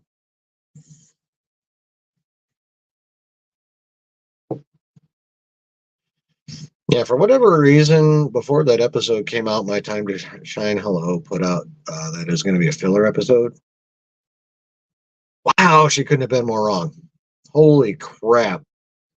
That episode was dope. Was it very character based? Yes. Did they do did they do it well despite the fact that there was like not that much action in it? Yes. Did they give us awesome background on the characters that shows us kind of why they even still do some of the things they do in the TVA? Yes. That show was just amazing. Loki's arc, holy crap. Because you got to remember, he hasn't been at the TVA that long. And remember where he was right before he went to the TVA? Being arrested at the end of the first Avengers movie. So for him, the first Avengers movie happened like a month ago at most. You know? I mean, he saw in season 1, you know, how he ended up. Mobius showed it to him. But the Loki that we're watching right now is still essentially Avengers Loki. But his character arc has caused him to become the complete opposite of what he was. I liked how Loki needed friends to achieve it, but his glorious purpose is now a little selfless because he needs friends. You mean a little selfish? A little bit. But I don't mind it because, you know, he went from an ant has no quarrel with a boot to I need friends. I don't want to be alone. I mean, that's, you know, that's a 180 right there. And in his case, a good 180 because, you know, he was a prick. A highly entertaining prick. Hiddleston fucking rocks. I defy anyone to tell me Hiddleston does not own that fucking role. I fucking triple dog dare you. By the way, one of the random things I saw out there, and it's only because we're talking about Hiddleston. Did you know him and T Swizzle used to date back in the day? Taylor Swift had her some Loki back in the day. I don't even think he'd been Loki yet, honestly. I'm not sure on that though. I didn't actually look it up. I was just like, wait, those two dated?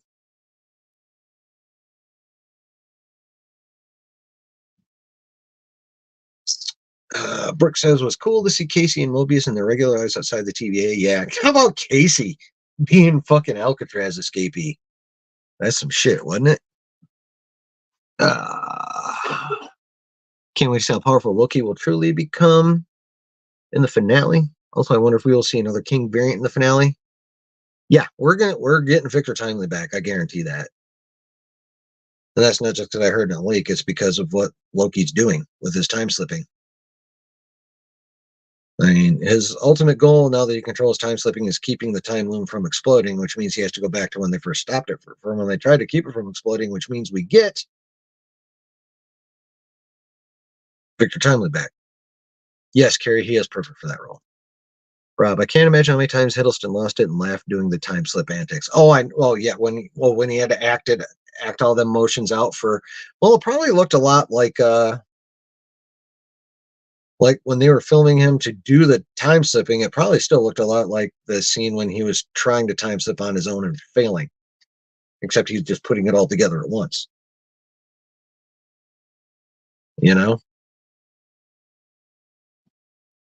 and kind of think about that the next time you think acting's easy. Imagine doing that just like in random spots, just making random motions and going, okay, the effects will make me look not like a dick. you know.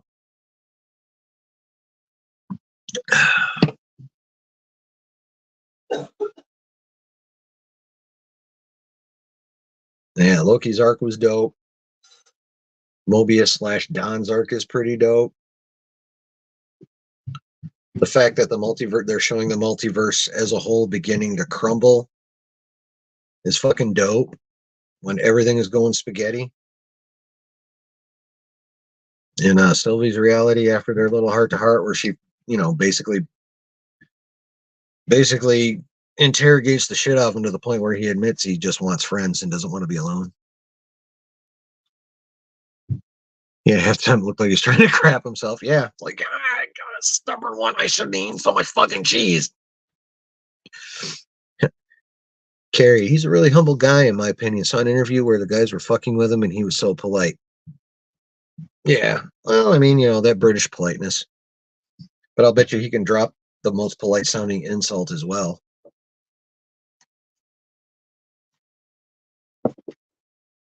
Yeah, no, I like me. I just like Hiddleston as an actor, period. There was a mini series with him and the guy who played House, but they were letting the guy who played House actually perform in his normal British accent. And it's something to do, but like the guy playing House, I can't remember his fucking name.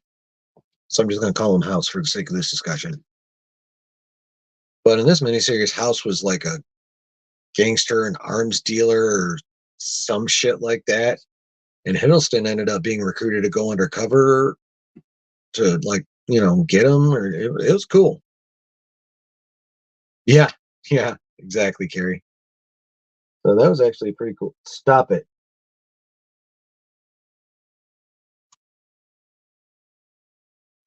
But yeah, that was actually pretty cool. Hugh Laurie, yes. Thank you, Rob and Mr. Griffin. But yeah, Hugh Laurie and Tom Hiddleston. I can't remember the name of it. Google it. It was pretty cool. What? You want up here? Or are you just looking at me? All right, you're coming back up.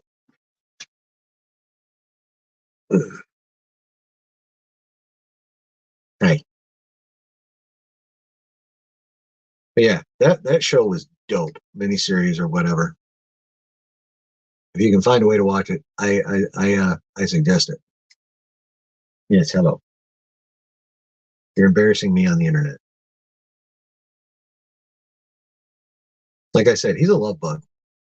Yes, hi, buddy. I actually thought you were going to get scared and hop down. No, don't even think about getting on the desk. But yeah, Hiddleston's the bomb. And he owns it. Actually, everyone in that show is owning their shit like right now. Hiddleston, Owen Wilson, whoever that is playing B-15, Casey, Hee Kwan. Love that guy. They're probably not going to do it, but I really wish they would have found a way to just make him say Dr. Jones just one time. One time. Just one Dr. Jones. Just give me that. Maybe it'll come out in some outtakes or something. Tom Hiddleston has a cool style. Yes, he does. Yes, he does.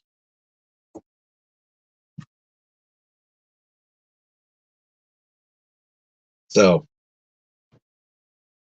yeah, that was a episode packed full of character moments that were all dope, and the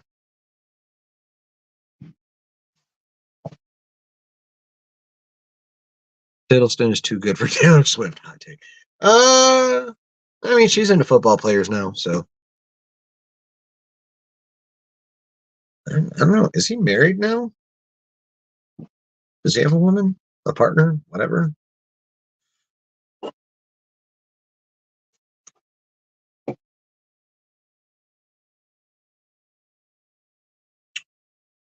Let's see. Here's the thing. As dope as that episode was, how fucking cool is the finale going to be? And I think because a line was specifically spoken that Loki can write his own story now. God of stories, Loki. At the end of time, that's how it's going to end.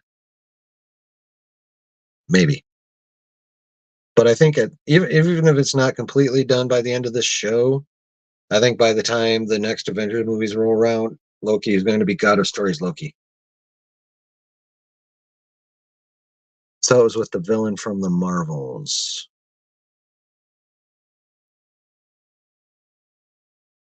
What about the villain from the Marvels? She's got a bangle that's or the other bangle that matches the one that Kamala Khan has.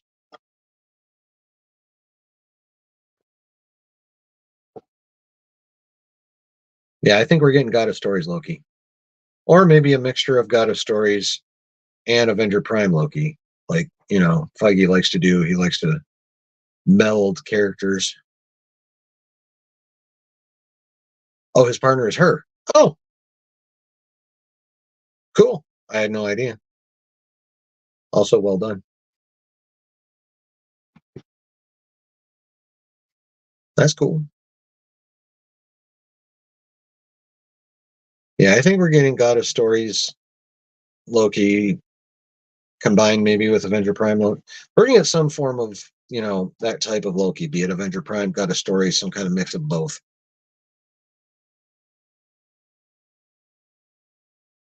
And part of what's supposed to happen down the road is the TVA, which obviously he's going to be saving next episode, because otherwise, how would they be around for Deadpool and anything after? Um,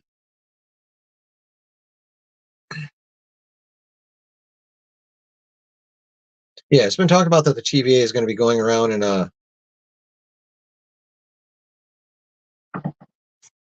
excuse me, recruiting what they feel are the prime Avengers from all across the multiverse, a multiversal Avengers. And Avenger Prime Loki did that in the comics. So if he's running the TVA, which I think is going to be the case at the end of this show, or at least this season, um, I feel like that makes him prime to be at least some form of Avenger Prime Loki. And of course, God of Stories Loki, because again, they specifically talked about him being able to write his own story now. Situation between Travis Kelsey, marketing ploy. Could be. Very well could be. I mean, we're talking football players and music / Hollywood people here. Everything's kind of a marketing ploy at that point. What do you guys think? You guys got any of your own little theories on this? I shouldn't say little theories, but you guys got any thoughts? Do you think I'm right? You got your own little. What do you got? What do you guys got? Tell me what you think. That's what I think. I think Loki's going to end up running the TVA, chilling out in that Citadel at the end of time. and that at some point in time he's going to reappear as God of Stars Loki, Avenger Prime Loki, or some amalgam of the two, as Feige is fond of doing. If Loki goes that route, they could slyly use Acts of Vengeance as a story premise for about 9 movies. Isn't I forget what's the run that they're kind of doing right now?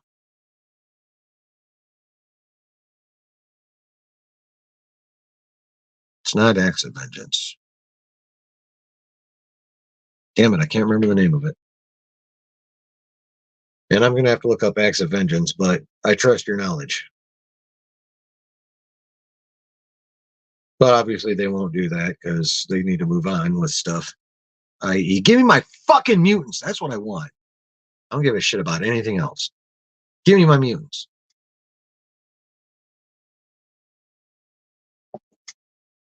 That's what I want. I want my new X-Men. After you give me back my old X-Men for a movie or two. I want my new X-Men though. Like they should have pivoted to mutants a hell of a long time. Like they should have not even bothered with the multiverse saga and just gone right into mutants after Infinity War. Like honestly. They would not have had to go multiverse in order to do that. They could have gone. Am I salty? I'm not salty. Well, not that salty. I just, Acts plus Heroes Reborn would do it. Acts of Vengeance was Loki being the mastermind behind a switcheroo of villains beating the heroes. Oh, ooh, yeah, that sounds right up his fucking alley too. That sounds right up his alley. Magneto versus Avengers, Kingpin versus X-Men, Red Skull versus Fantastic Four. Oh yeah, that or vaping salts. Oh no. It's a mango flavored breeze. I'm off the cancer sticks and I'm onto this now. I cough a lot less. It's nice. And this shit tastes and smells a whole lot better. But yeah, Magneto versus Avengers, Kingpin versus X-Men, Red Skull. Yeah, that all sounds fun. Avengers versus X-Men. Kingpin, Daredevil, and Spider-Man. Yeah. Give us some of that New York street action. Fellow Vapor, nice. Brooke, yeah, I think Loki will eventually become God of Stories version, and it would be cool to see him replace King, see him as God of Stories. Yes, that would be dope. I feel like Magneto could easily take on a lot of the Avengers because of his ability to manipulate metal. But at the same time, the comics think Iron Man has some armor just to fight Magneto. Well, he would. I mean, if anyone would, he would. He'd make it out of fucking some kind of polyceramic, fucking Kevlar, weird ass shit that Magneto couldn't fuck with. Although in the comics, Magneto did rip the adamantium right off of Wolverine's bones. And he also fine-tuned his ability to the point where he could control minds by manipulating the iron in your blood. I'm not saying Tony Stark couldn't come up with anti-Magneto armor. I'm just saying you have to be very, very, very fucking specific.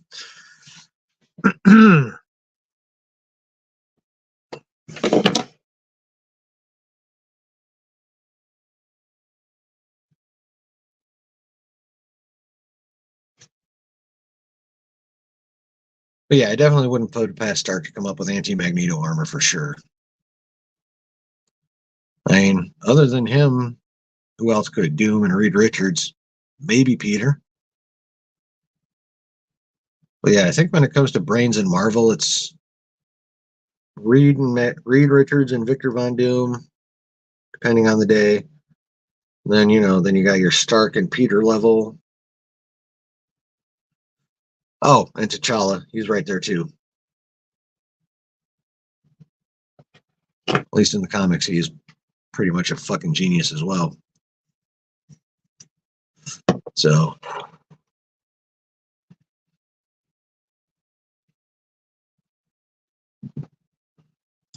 Yeah, I think this fucking finale is going to be ridiculously hype.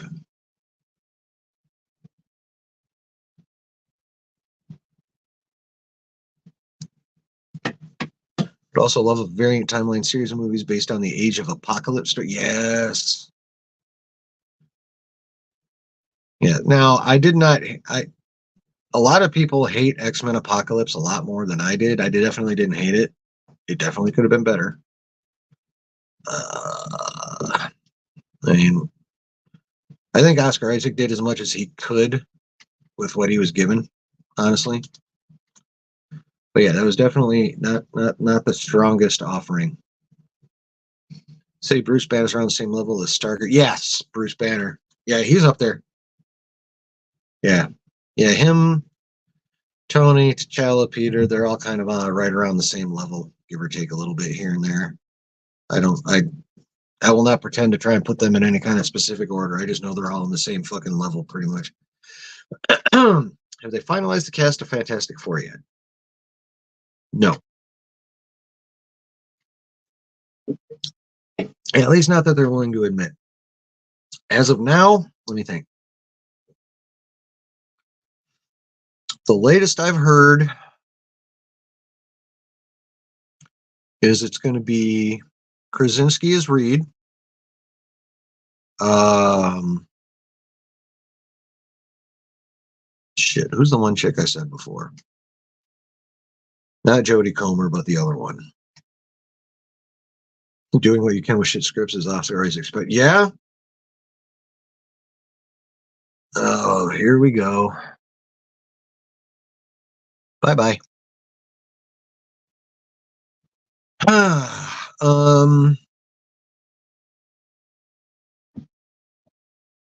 What is her damn name? But yeah, their names floating around out there, but all they're saying is those were the most recent offerings prior to the strike, and that they will an official casting announcement will come not too long after the actor strike is over, within like a month or two. Damn, I wish I could remember that chick's name. But yeah, I think the last three names that I reported are still good, and then they didn't have a read, but now it's looking like it's maybe going to be Krasinski.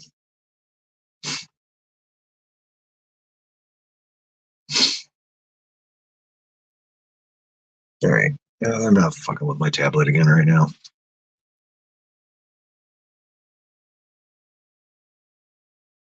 Shit, I have a burp stuck. It sucks. But yeah, there's still no official cast yet.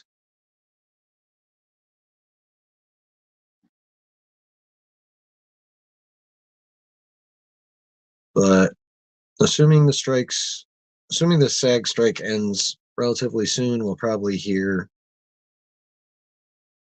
no January, maybe February. Yeah, basically a month or two after the strike ends, that's when we'll know for sure.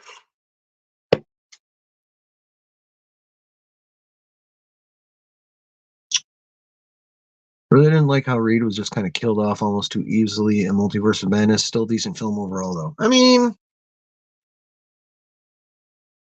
if you think about how powerful the Scarlet Witch actually is, her decimation of the Illuminati made perfect sense because, like, at full power, the Scarlet Witch is, well, she's a Nexus. She's a Nexus creature. Like, her power is galactic, insane. Like, she's prophesied to either rule the multiverse or destroy it. I mean, with that kind of power, turning Reed Richards into spaghetti is really not much more difficult than me turning on this lightsaber.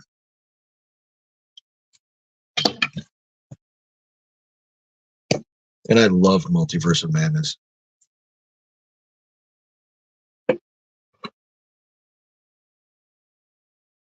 Omega level mutant. Yeah, there we go. Thank you. Yeah, her power levels are crazy when she's at full strength. I mean, think about it. At the end of House of M, And she's got the power to rewrite reality. She took the mutant population down to hundreds just by saying no more mutants.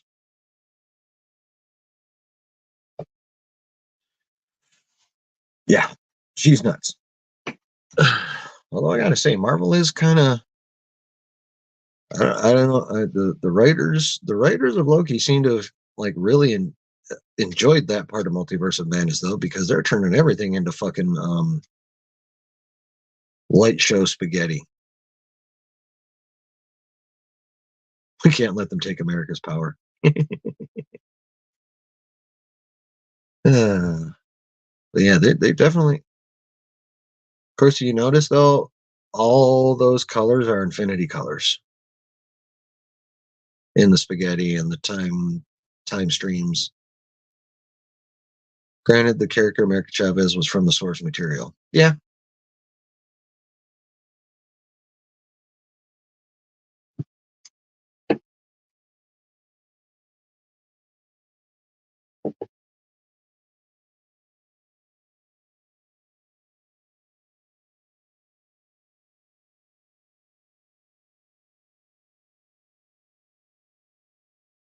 Yeah, I don't know about y'all, but I am fucking hyped for the Loki finale. I'm hyped for the Gen V finale, which I'll probably watch when we're done here, which is probably gonna be pretty soon. But yeah, I'm enjoying. I've been really enjoying having good content, i.e., Ahsoka and Loki, to watch, and Gen V. Although we don't spend them a lot of time. Later, man. I'm probably gonna be done here soon. So love you too, man. Talk to you soon. There's a new Attack on Titans episode. I think this time is the final episode. May watch that later. Cool. I've never watched that.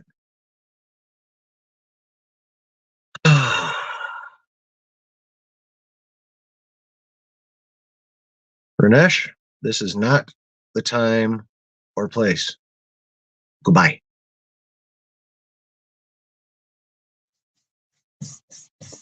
Are you gonna not be a dick? I'll let you out. Go. Yeah, I'm definitely. Oh yes, I'm definitely hyped for Deadpool 3. Although we gotta wait at least 3 more months for 2 more months for it. 3. I can't remember did they push it to July? Maybe we only gotta wait 2 more months for it. But yeah, we get Cap 4 in May now, which I think that one's going to be pretty cool too. I mean, Red Hulk, Harrison Ford with a porn stash being oh god damn it, Ross, General Ross, or Thunderbolt Ross. Liv Tyler back as Betty Ross, and if she gets in trouble, we could get Savage Hulk back. I need Savage Hulk back. Professor Hulk is fine and dandy. I'm over it. My Hulk needs to be large, angry, and breaking every fucking thing. Give me Savage Hulk.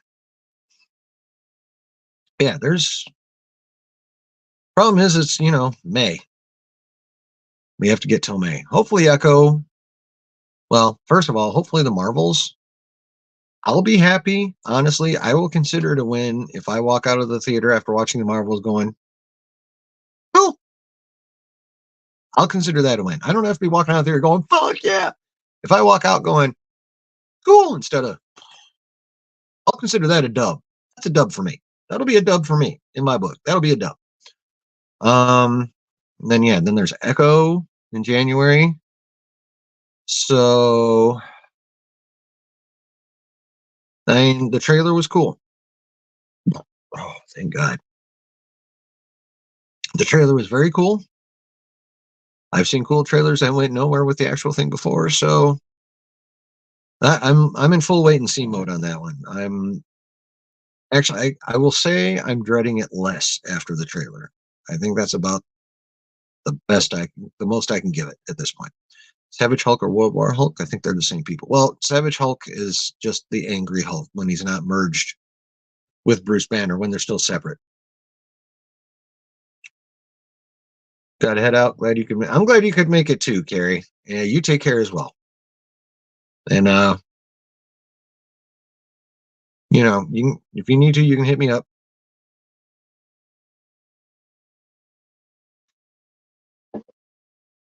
Hop in the Discord. You can hit me up in the DMs on the Discord if you need to.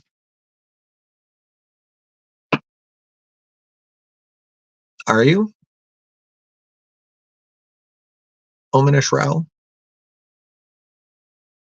Because you look like someone I'm probably going to have to ban in a minute. Yep, I was right. And it wasn't a minute. It was like 10 seconds, 15, 20 maybe. Anywho, yeah, I guessed that. He gone. But,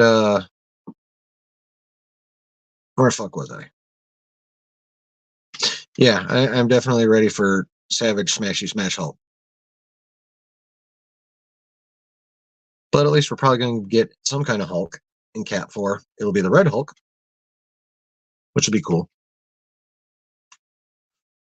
Because even though his intelligence, even though Ross's intelligence is somewhat melded with Red Hulk, he's still pissed off and angry and smashes the shit out of things.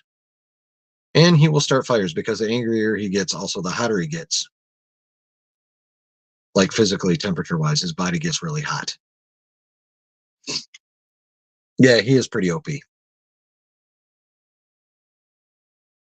So we do have things to look forward to. Unfortunately, the ones that we're confident in are, 6 months away.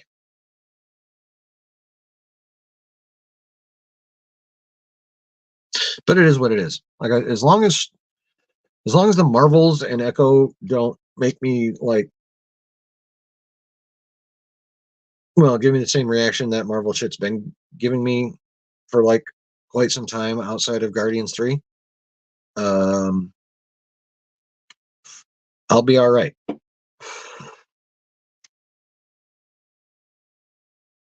I think that's the best I can say right now about that shit.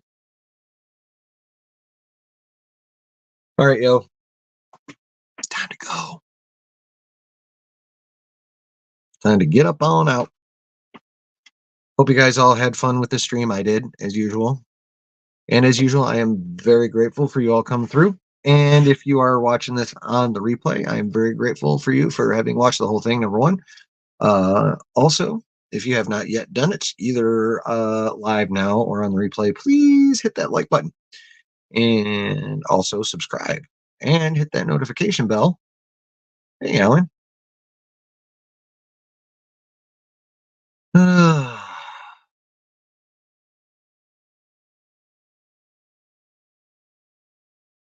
Where was I? Oh, yeah. So, but yeah, like, subscribe, hit the notification bell so you know anytime I'm doing anything with regards to this here channel. And if you're watching it on the replay, please leave a comment. Let me know what you think about what we talked about tonight. I want to know your thoughts. I want to talk with you.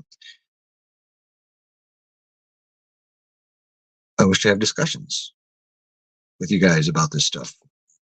I want opinions. I may not agree with opinions, but I want them. I want to know what y'all are thinking. So let me know in the comments below.